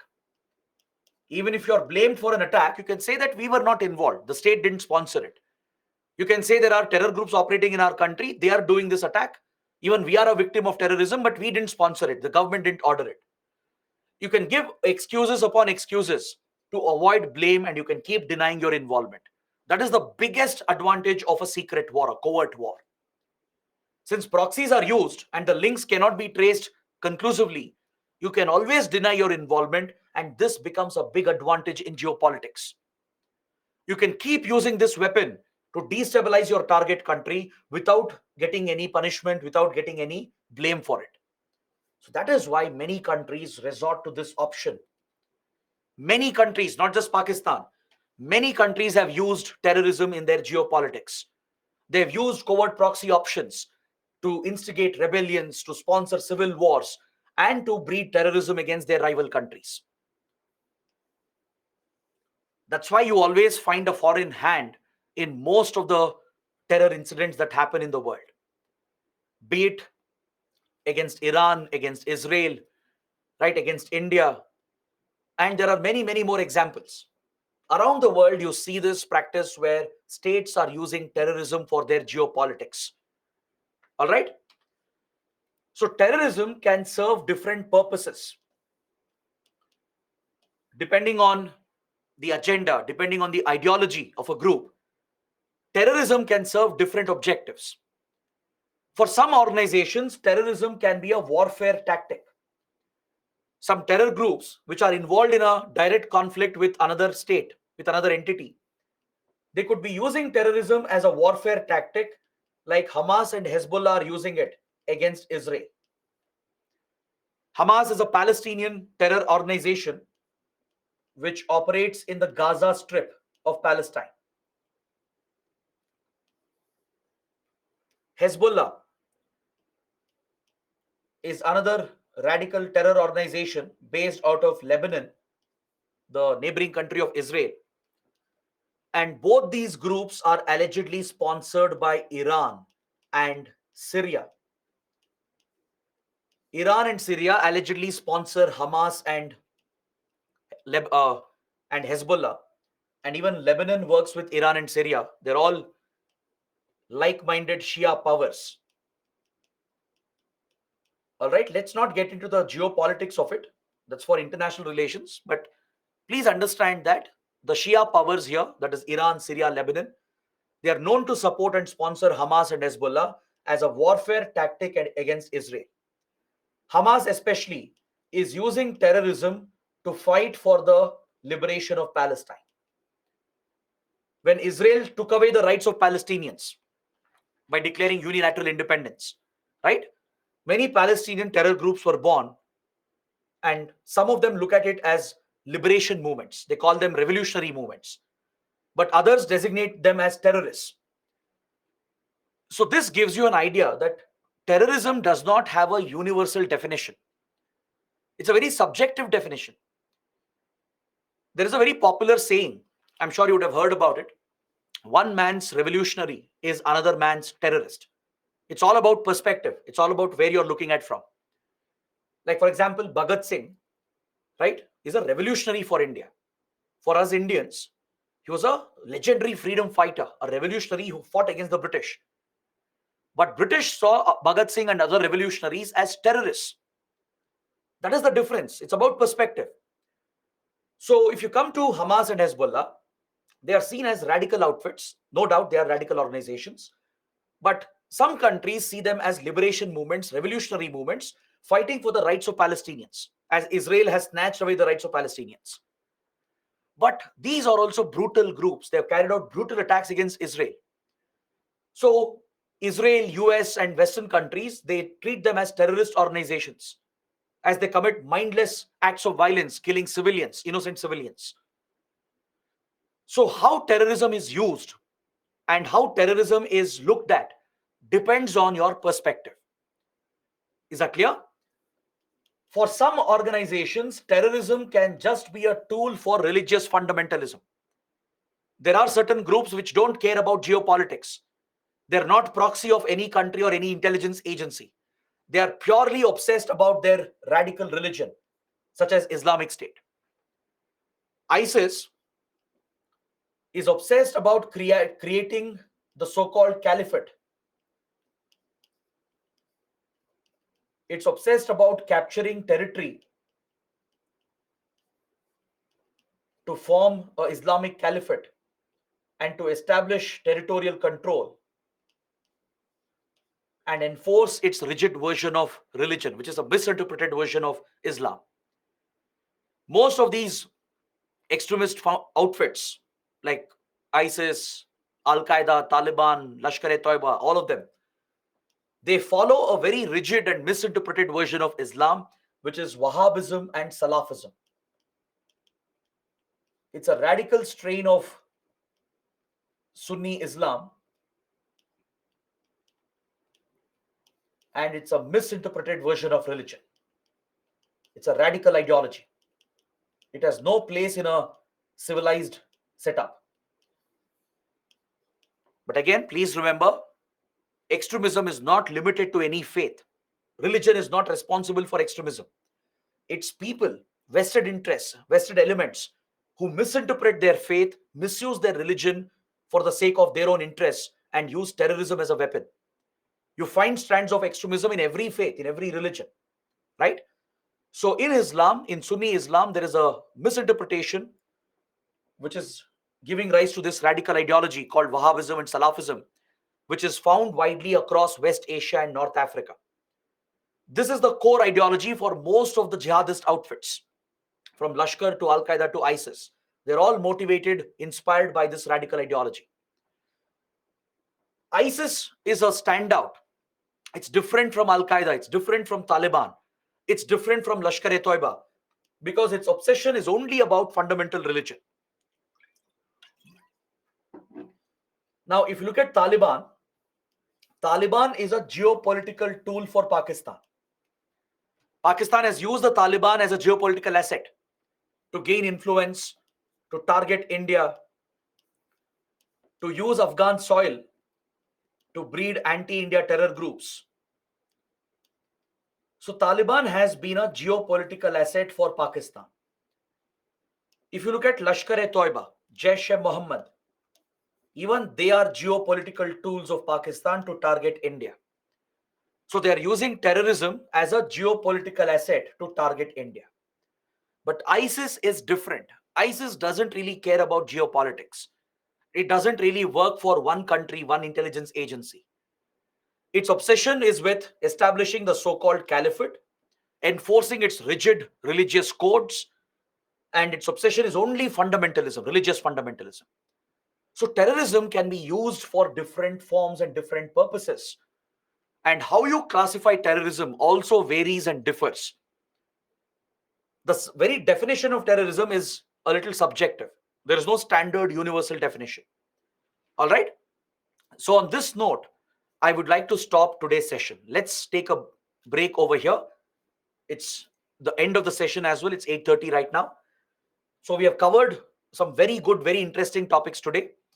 Next week, that's Monday, when we meet again, we will continue the discussion from here.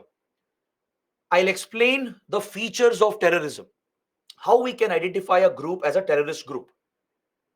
Remember, in the last class, we studied the features of Maoism, which is mainly an insurgent movement.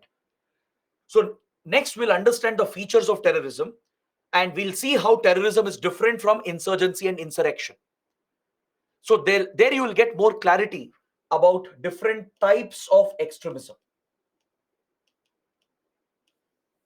You already have a fair idea about insurgency because we have studied Maoism.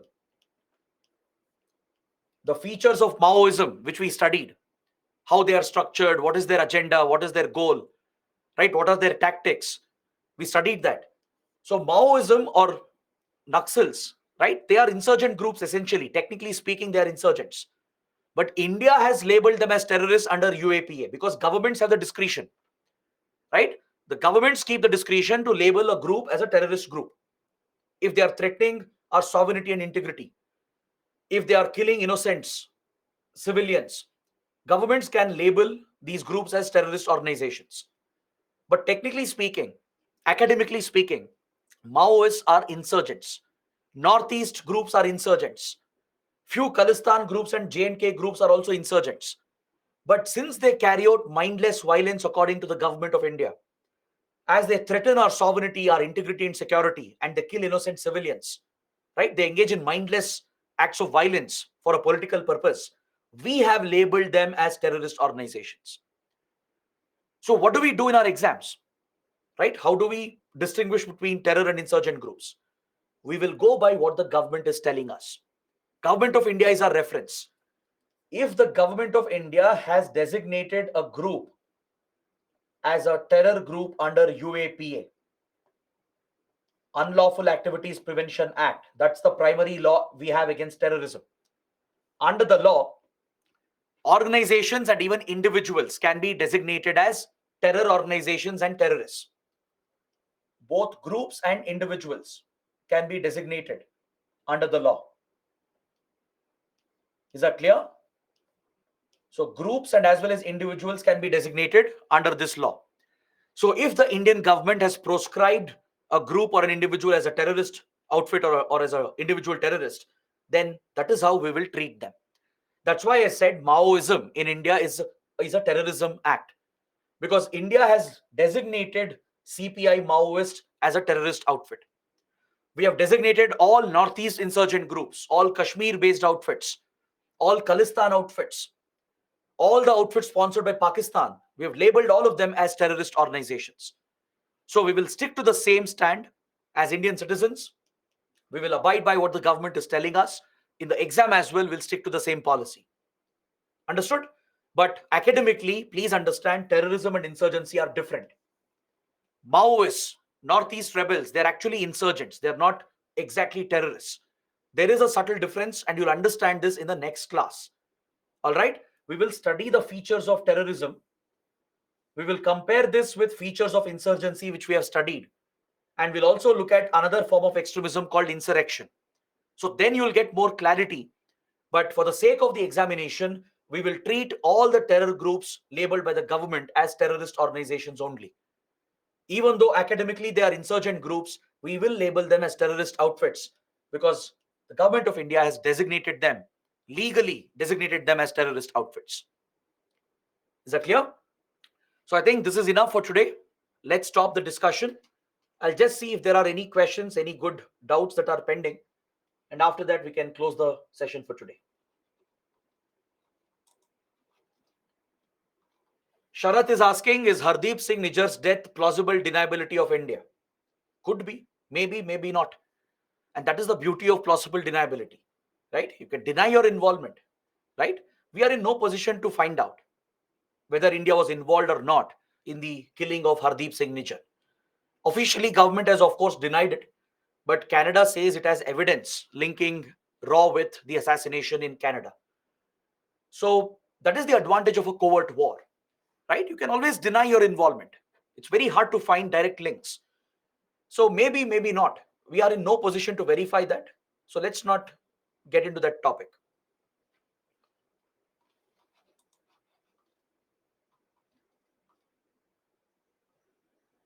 Pratyaksh is asking ISIS versus Al-Qaeda. We'll discuss this at the last. We will have a small discussion on global terror groups. So there we will talk about ISIS and Al-Qaeda a little more.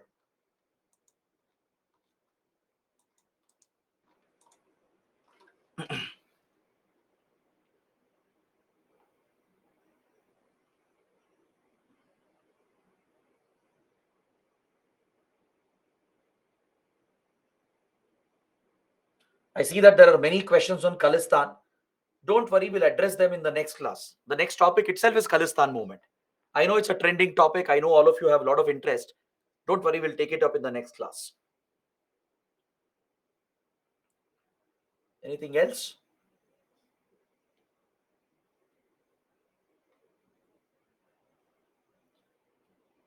All right. So, guys, let's meet on Monday. Till then, please revise everything. All right. Have a great weekend and do let me know how the class went.